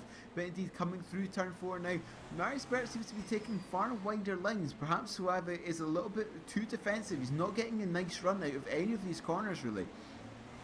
Coming through turn 6. You really can't pass through turn 6, through turn 7. Might be able to see Marius Bert have a nice move into turn 8. Boy! Yeah, actually, I just realised that Tonga Guardia just took the lead from Dan Kell. That's why he's now accelerating away at the same time. But Bert and Suave now really going forward. Olivia Fortan. Yeah, you're just fucking in the car, right? And you look out the window. You look out the window to the guy overtaking you, and you just see fucking this guy going past you slowly on the straight. That's what I said about LMP2. It facilitates close racing. He'd come through turn 11 now. Bert seems to have had a nice run through turn 11. It's about the same distance that he has been last. It's got a video that shows what happened. turn 1. Do I want to see this? As well, we have another donation come in from Christoph van der Elshout. Thank you very much, Christoph. Donates €5, and that'll go very, very solidly towards server costs or Neil's beer money, one of the two. And well, I think obviously quite concerned about how GNS are doing is Christoph. George Chambers actually getting involved in this battle in a way because well, Suarez has been overtaken by the GTRLM, as has Bert. So let's keep an eye on how these two P2s are going to continue. Oh, Bert looks up the inside of turn 4. The door is open ever so slightly, side by side, coming through turn 5. Indeed, that's Marius Bert going through. Suave lets them through. So that's Bert up into 15th place overall and 6th in class. Nicely played by Bert there to get through. And, David Greco's in the pits now from 3rd in GTs. Greco comes in the pits from 3rd in the GT class as well. I don't know if this is going to be a driver swap. It might not be. I don't think it is actually, no. So obviously no change for Greco, but possibly going to do stuff as apparently the clouds are rolling in. I see the clouds are actually rolling in. Might get it to be a little bit moist, ladies and gentlemen. You continue commentating, I shall go and have a look at the weather. Yeah, stick your head out the window, Neil. But yes, it is mostly cloudy here at Indianapolis, and if the rain pours down, this could be very spicy. Oh, God! Because you're not going to beat the amount of spice a rain race with. Thanks, Headhead, for the 2 CADs. This could be very interesting as Michele D'Alessandro should find out. He's going to get past all this traffic in the lead of P1-2. But, you know, this would neutralise everything. It would be the great equaliser. And everybody would find themselves in unknown territory. This could be very fun indeed if it does rain. Because, well, it changes absolutely everything. And we are 128 laps into the race. This is not even the halfway mark. And we're going to go for a rain race, potentially. Who knows? It's getting very dark here in Indianapolis. We'll see with the clouds rolling in. Jesus. I would not put it past it to rain. I'm just having a look roughly at the rain. There's a massive rain band actually off to the west at the moment of Indianapolis, but it's still almost an entire state. Bring on the rain! It's almost still an entire state over, but it is certainly something to look out for. Well, wouldn't it be wonderful if it could just be a bit of yeah, still bullshit, Sam. Virtual Endurance Championship. We've had it before, and it's thrown the races up in the air before, Neil. Fucking buggo! I'll fight Indeed, you. Interlagos last season was a very interesting race because the importantly, what does Joe think? Joe putting on a brave face there for the viewers, but when it actually comes down, it's very progressive. It obviously falls, and then you have to adjust with the tyres as well. Because we've seen in some places before last season, not many people went for the inters, but went certain classes because for some classes they were just useless.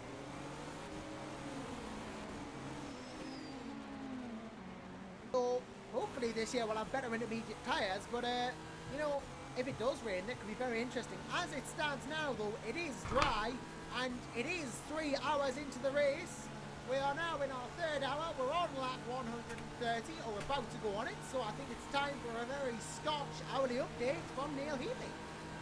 Indeed, just coming into the 3rd hour, the overall leader of the race is Michele D'Alessandro in that number 4 Thrustmaster Musto racing car. 2nd is Nino Pinto in the number 25 Ramada Motorsports. 3rd, Nicky Jakovic in the reigning champion Virus car. 4th, Adam Hodgkinson in the number 3 DHR. And 5th is Osvaldo Angeloni in the 17-1 ACO car. Going down to LMP2s. Exclamation mark schedule, Michael. Want to have a look at it properly? Sport car. 2nd is Standa Sanhal in the 33 Simtech. 3rd is Stan Kell in the 44 Magenta Warriors car. 4th is Cyril Reno in the 45 Team Spirit Racing. And rounding out the top 5 is Hansen in the Sea Wolf Netrace Motorsport 46. Why did he stop? Number 73 Ajira Racing car in the lead. Are you damaged? In the 81 Black Hawk car. The blue mark, but wing is still there. So 2 cars on the podium for Ajira at the moment.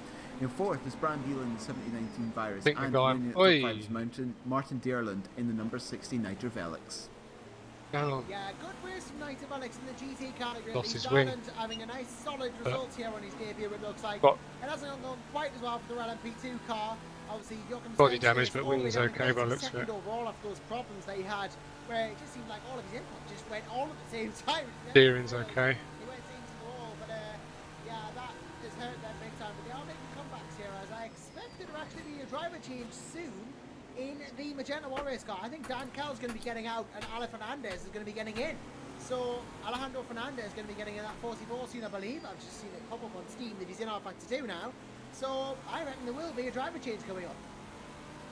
Indeed, Florian Kutz is now in the pits as well from the lead of the GTs, as Dowie Tapper in the number 14 Vodbull car. Yeah, Tapper now in the Vodbull, and well, Dowie, oh, yeah, has no front end. I've just noticed that Dowie has no front end, but he's just come in. He's just come in, that's why he's in the pits, yeah. I should have a look at what happened to Dowie. If it's any consolation, it was Mr. Tapper caught up in that, the car in front of us.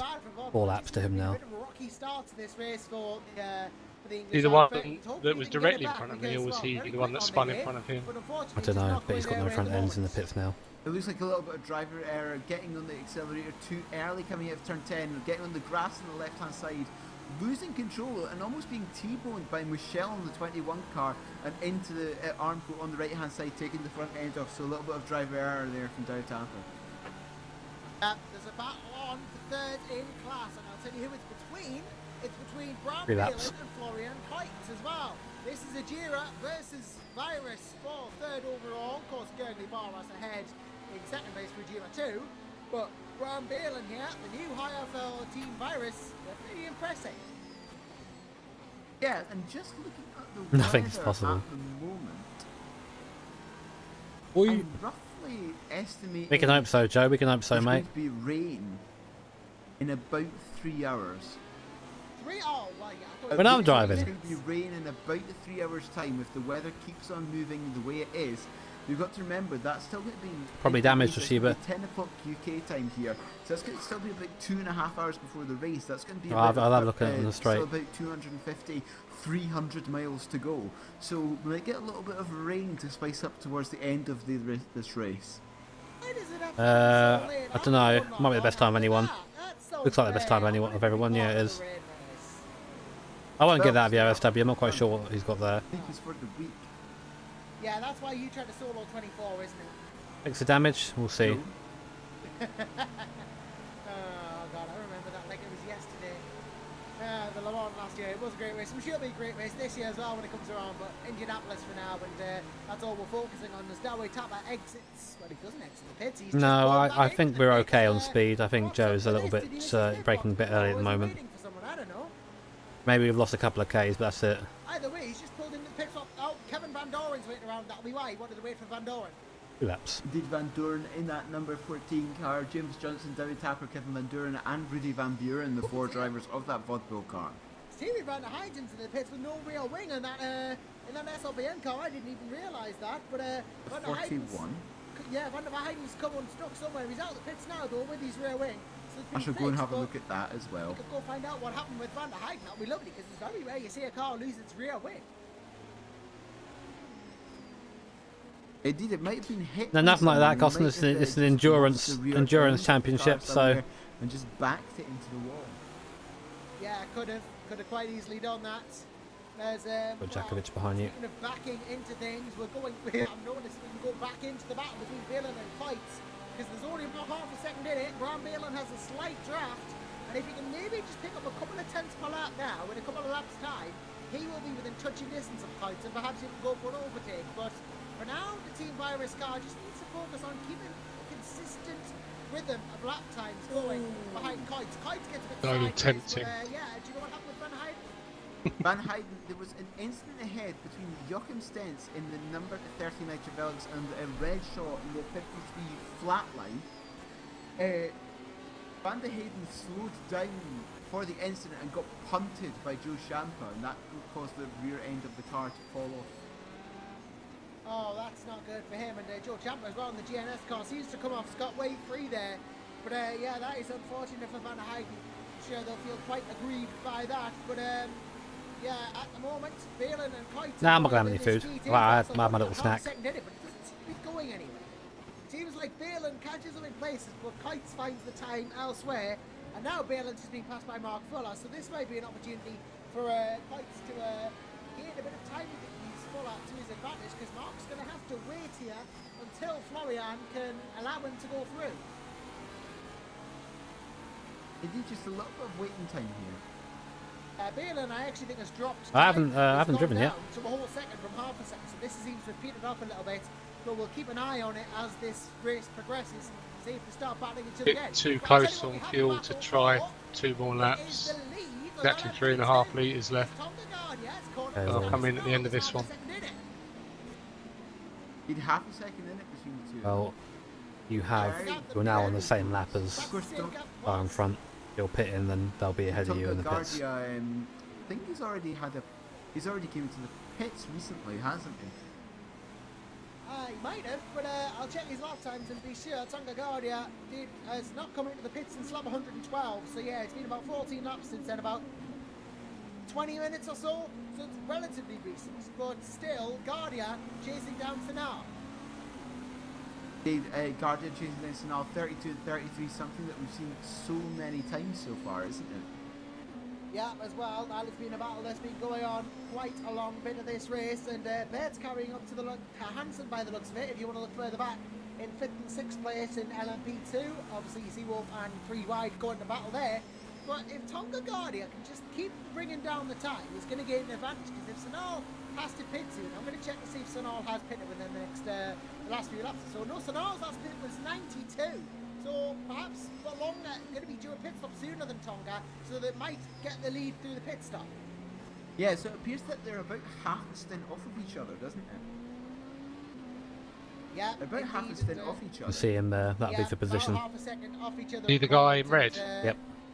Yeah, that could be very interesting to see how this goes, and this is very much a spicy battle, as evidenced by the waiting on Sanal's rear wing. But yeah, Tonga, let's see what Tonga can do. They are actually going to get almost a lap on Dawe Tapa now. Spicy battle, boys. Because, well, still in the pits is the Vodbull car. Obviously, big damage in the front. Not P8 until we get past this guy. Pushing, Jimmy. The gap between Bert and Hansen has come right. Need to go rotate round as safely as possible and see what comes to us. Pretty much, not else we can do. Round Alex Brautigam, the Blackhawk Racing, the sole Blackhawk Racing car that is still in the race. Guessing what, we 6 or 7 down on the leaders. Slipstream behind Hansen is very close. Bert is diving to the inside, coming round the oval. They're trying to use Marius Nikolai in the Atlantic GT car as a pick, side by side, coming round the oval. And Hansen is still ahead. P8.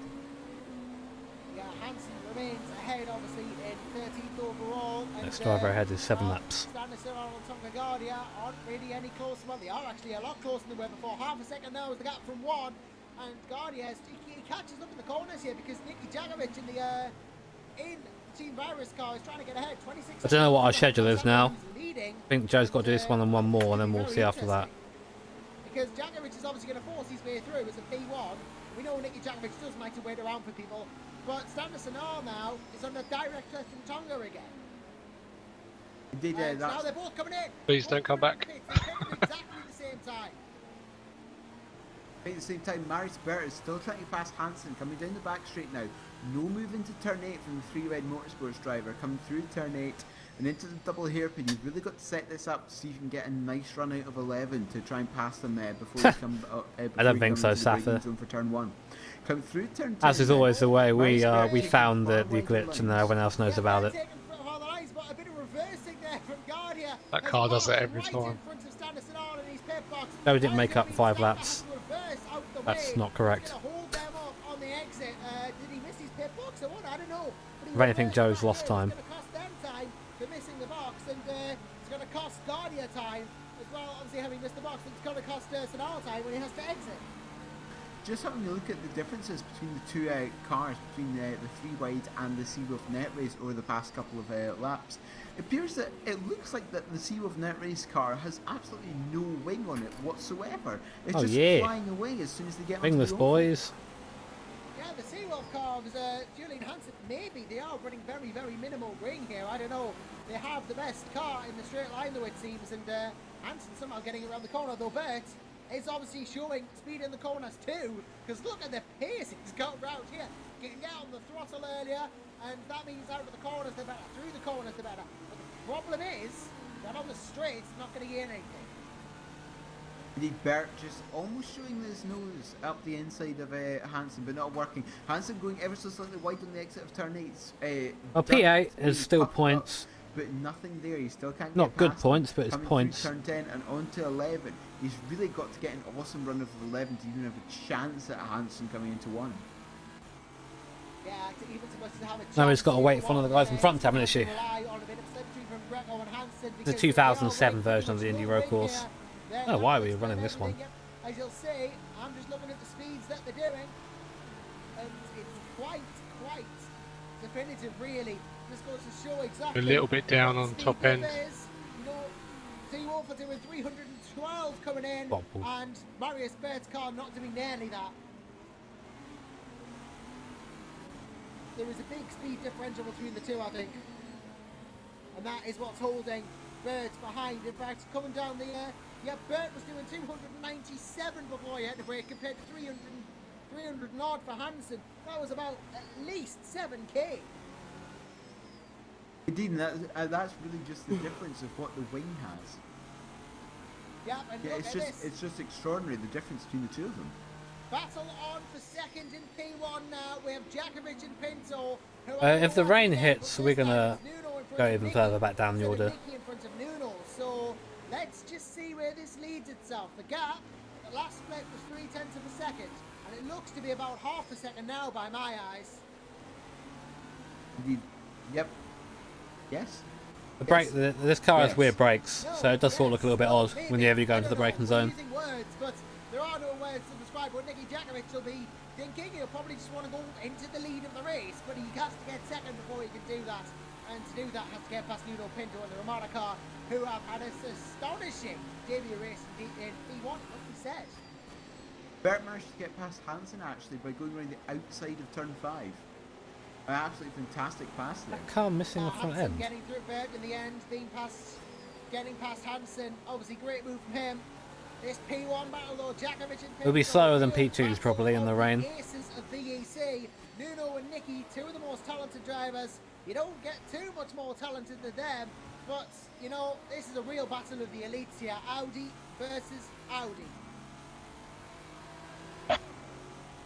Yep, Virus switching to an Audi from Porsche last year. Well, we've got two Audis up front. This is the time for BOP now. Their first campaign here in the VEC. But yes, Audi versus Audi, so they really should be evenly matched. That's my stint a while yet. That really, I might do a stint in the middle just to in terms of drivers, give Nate a little rest. Yeah, obviously Djakovic and Pinto both very talented, but look at the traffic now. That's going to help Nicky catch up here. And Nuno Pinto all of a sudden under serious threat because he's stuck behind following the Atlantic car. Look at Djakovic on the outside going full throttle here. He's not going to back out, goes off the hoops over the curb to go around. And Nuno Pinto goes the other side. He manages to avoid by going inside. Djakovic didn't avoid as well by going outside. And that's cost him a couple of tenths, but he's going to try and catch them up again. He did come around turn 10. Because our car doesn't rotate.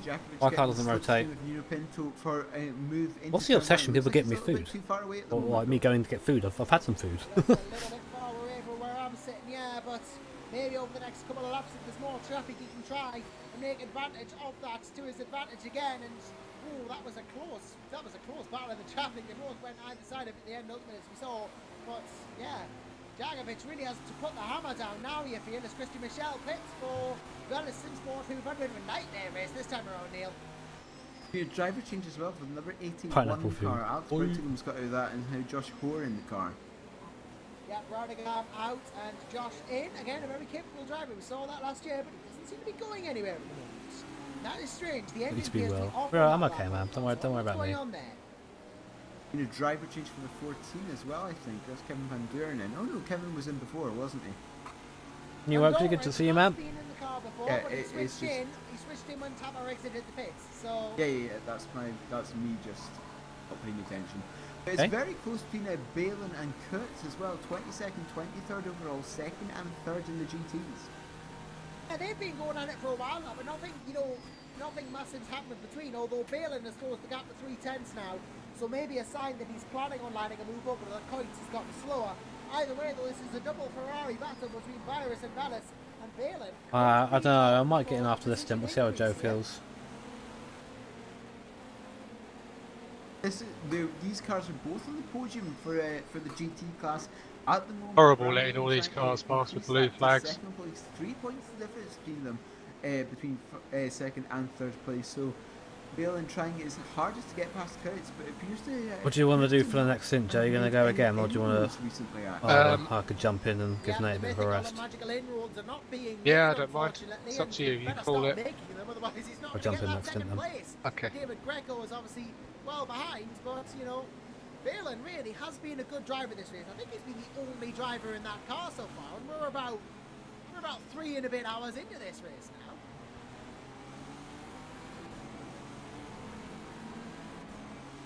Graham Balen is definitely really Iron Man. Derby in next. The schedule's gone to shit. Code 80 in 10 seconds.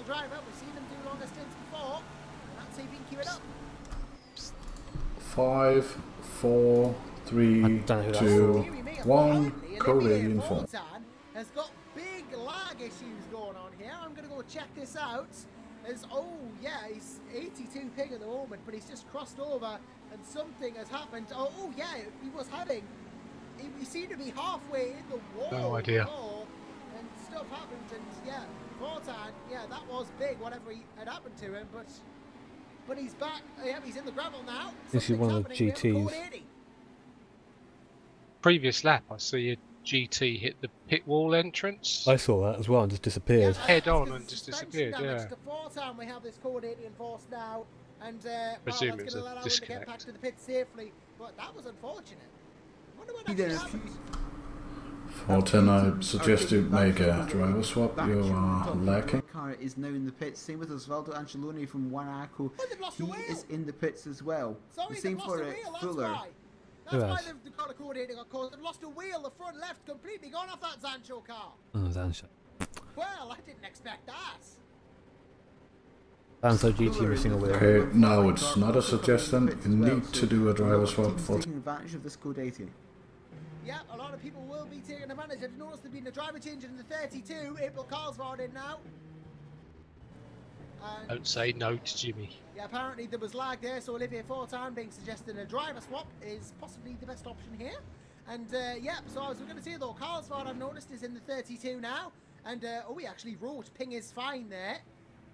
But oh dear, that is a chat. But yeah, Abel Carlsford. And now he's being told to. So there you go. And Hodgkinson off in the code 80 as well. Adam Hodgkinson has an excursion. Don't know what happened there. Maybe just did something. Yeah, he turned and then it was just a general excursion. And oh dear me, that was quite a bit of a excursion indeed from Hodgkinson. But still, now being instructed to drive a swap and doesn't have a say in the matter.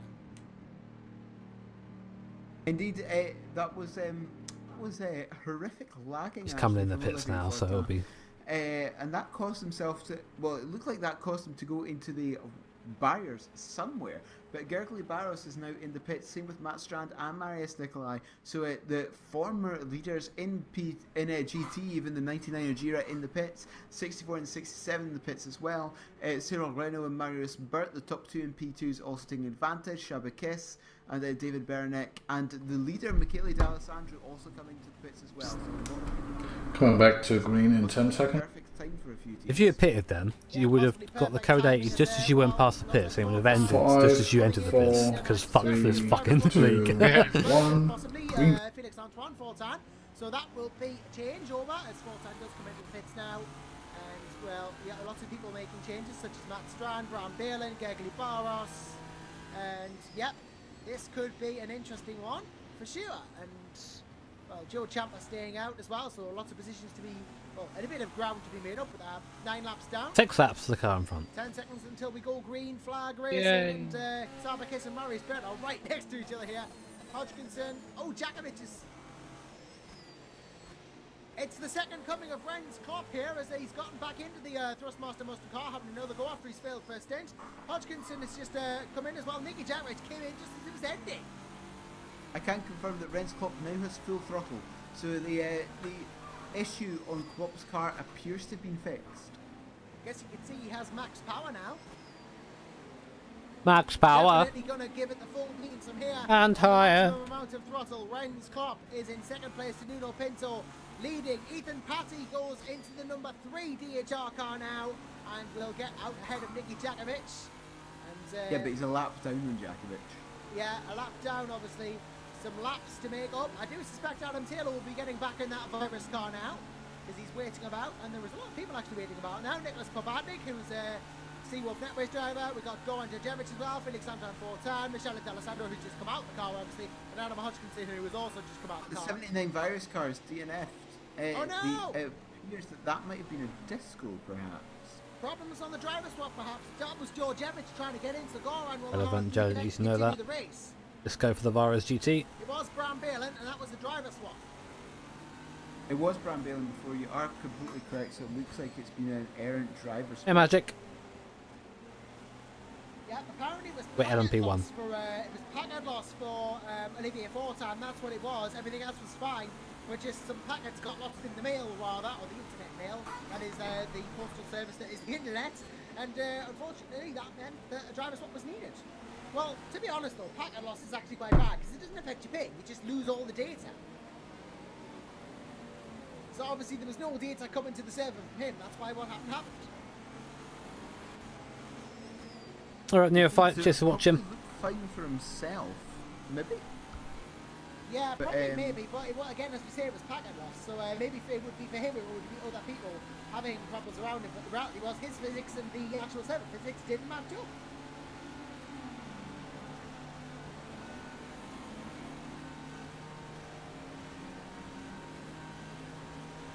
Either way though, that's all been done and dusted and gotten out of the way, and we can focus on other things that are going on track now, so let's have a look.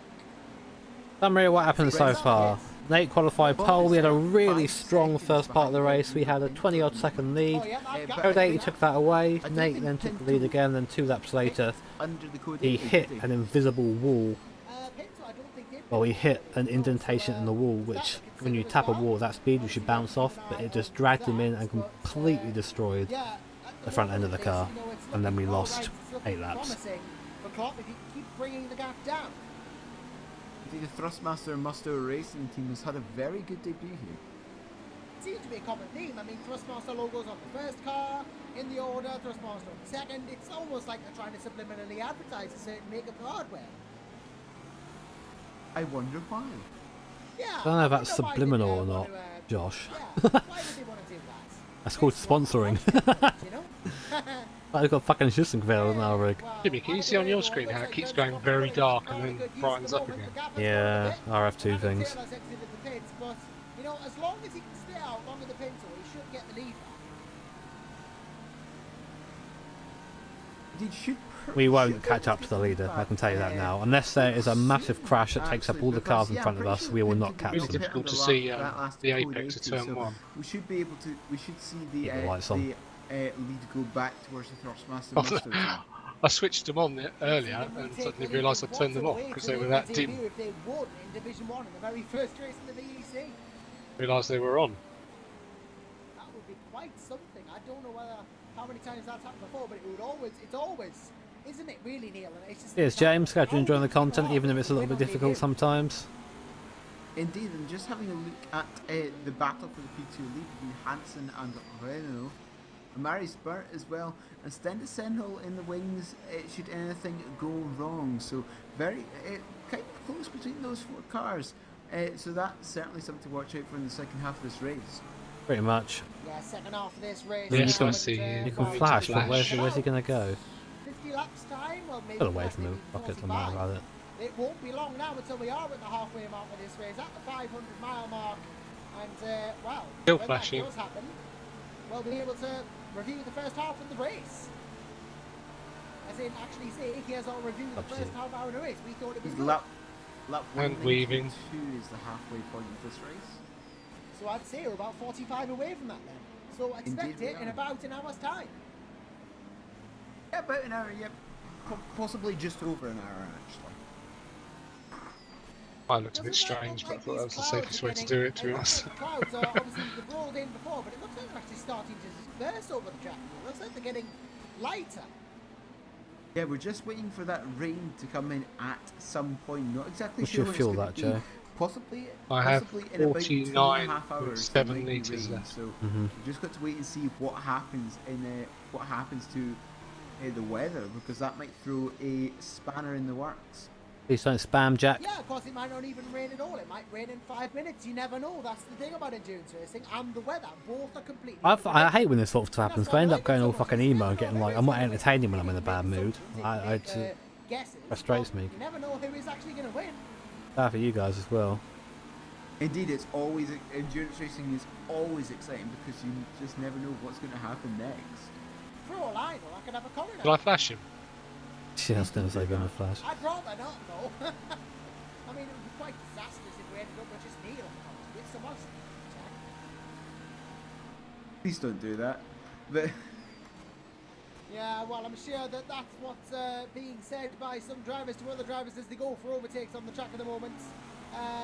More specifically, I'm sure that's what Ren's Cop will be being told by Nuno Pinto. Please don't overtake us. Nah, I wouldn't want people to buy me food because I'll become fat, like fatter. Cars came in from the lead of the P2 class. That's promoted Cyril Renault. Sure, 45 car to lead nice. P2s. That's been the driver change now. That's now Nicholas Probadnik in the car, and Georgievich in the Team Variance cars managed to get back out. So Georgievich has got back out, obviously continuing the race, and that's always good news, and seeing exactly how this is going. So yeah, good to see Georgievich back in and getting the race back underway for Virus in the GT car, and obviously, you know, keeping the spirit of the team going.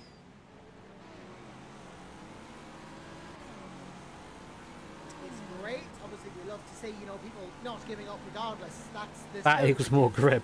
Just getting to the end. The dream. Yep, and because the top 10 score points here, it's always make it better. I don't know really. Like I don't have. I'm not an expert in physics. I'm not an expert in game design. I'm just a consumer. All I can really do is comment on things as a consumer. Of course, feel is so subjective. I don't know what one of these things feels like to drive in real life. 3.5 hours, and we're going into the 4th hour in half an hour. And just remember, everyone who's watching, thank you for joining us, of course. It's been great to have you along so far. Hopefully we'll have you along to the end. If you have enjoyed the stream, why not give it a bit of a like? Because we're doesn't mind that move, does he? That P1. How many people are thinking that they're fans of the broadcast, and maybe we can get a record of. There you go, guys. If you're liking the stream, make sure to hit the like button. Just said, I gotta like the stream. Liking the video and liking the racing, the brilliant racing that's gone on. Oh, okay, now again, the same fucking. Oh, and we're done. We're done. That's Pinto making that pit by estimating that Thrustmaster car has quite a large lead now. It's about a minute or so. Unbelievable. Over the number 1 Virus with Adam Taylor at the wheel of it now. P2, isn't it? Yeah, Taylor in that Virus car at the moment is 3rd, chasing down Pinto, who's stationary in the pits, obviously taking his stop. And I think that Taylor might actually get within arm's length here because, well, they were close before, engine. so it might be that Taylor's lead from Pinto here, but Pinto would have to leave like now if he wants to stay ahead of Taylor. Oh, that's a car off. That is it. I think that. Yeah, Champa's crashed hard. Champa's crashed hard at turn 8. That's a wheel off the car. Oh, that is a problem for the GNS team. Problems with Champa. What actually happened?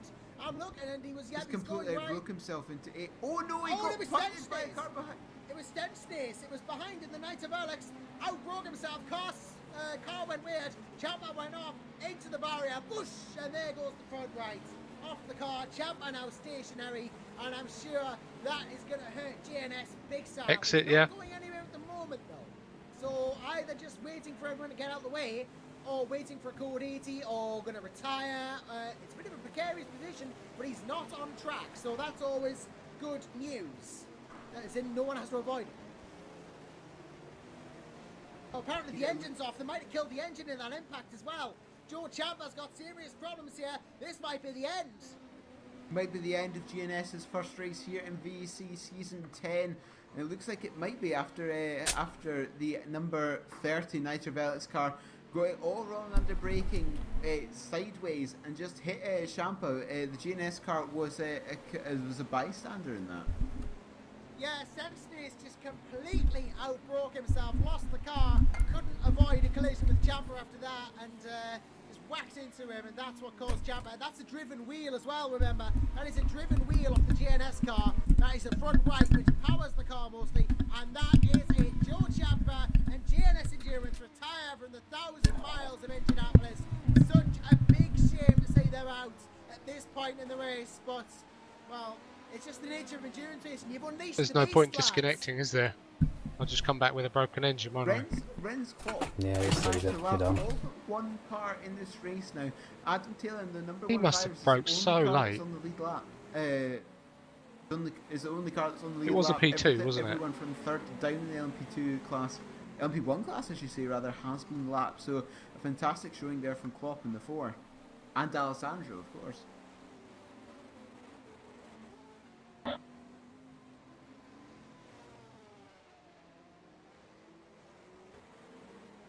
Well, Ren's top at the moment. Just to go back to Ren's, obviously he's doing a great job at leading this race. I think that's who you were talking about before. I just lost my train of thought for a minute. Sorry there. But Adam Taylor, obviously a whole minute behind now, and Ricardo Costa is in the Romano Motorsport. Actually, funny enough, his name makes me want a coffee for some reason. I don't know why that would be. Yeah, don't but yeah, Ricardo Costa Guess in you were that chatting to car someone. now, a bit behind Adam Taylor. Obviously, you know, they've dropped position, and Taylor going to go for Klopp now.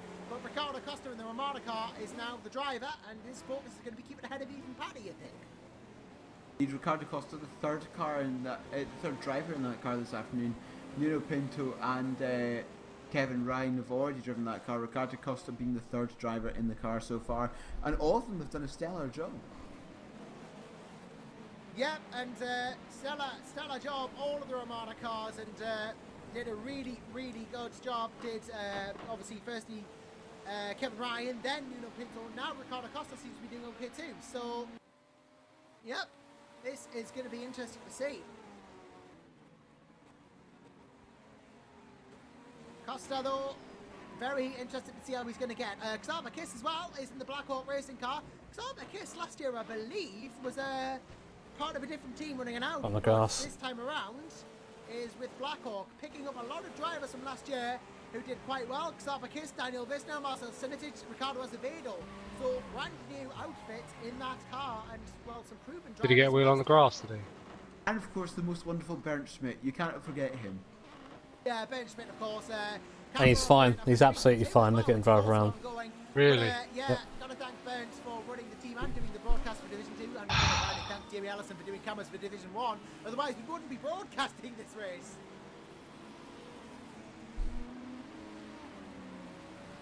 Well, either way, though, you know, regardless of why we're here and who's there, the fact is that we are here. And, you know, Ricardo Costa chasing down Ren's Klopp now. In fact, Ricardo Costa might be trying to unlap himself. Again, Ricardo Costa, yeah. We don't know how fast he is. We have yet to see him in this race. But Ren's Klopp is possibly not entirely confident in the car Where after is he? his incident earlier on. We only got 70% throttle. So, but yeah, Ricardo Costa's last lap was a 18.1 compared to Klopp's 18.3. So roughly evenly matched at the moment, just over a lap behind us, Costa. Yeah, Ricardo Costa just over a lap behind now, and yeah, obviously, you know, doing a good job to catch up with Klopp here, but he don't love himself. That's a statement of intent in its own right, saying we're not done yet. We are not. To those who are just like, this is a game, yeah, it's just a game. We're going to go for the win still. We're Very up, broken that game. doesn't matter. But I think, for example, that I put in a fair amount of practice to drive this, and I don't even get to drive today. Think of it that way. So I think I'm going to go. I'm pretty fucked off. I don't want to sit here and be fucked off on stream. It's not no one's fault outside of. Between those two, isn't it? It's no one's fault. Well, it is. It's a fucking prototype's fault for not being able to do a lap without hitting the grass. And this game is buggy as fuck. We wouldn't even be in that position if it wasn't for the game being a cunt box, but hey ho. It's just not been our race. Same as always, and we're DNF in our fucking first thing.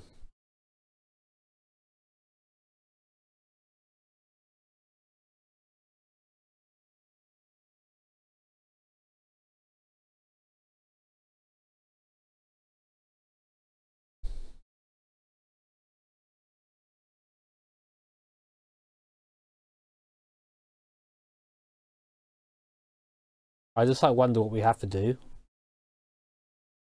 What do we need to do to actually get to the end of the race in the position that we deserve to be in? I don't know. Anyway, best box, etc. Memes. Laters.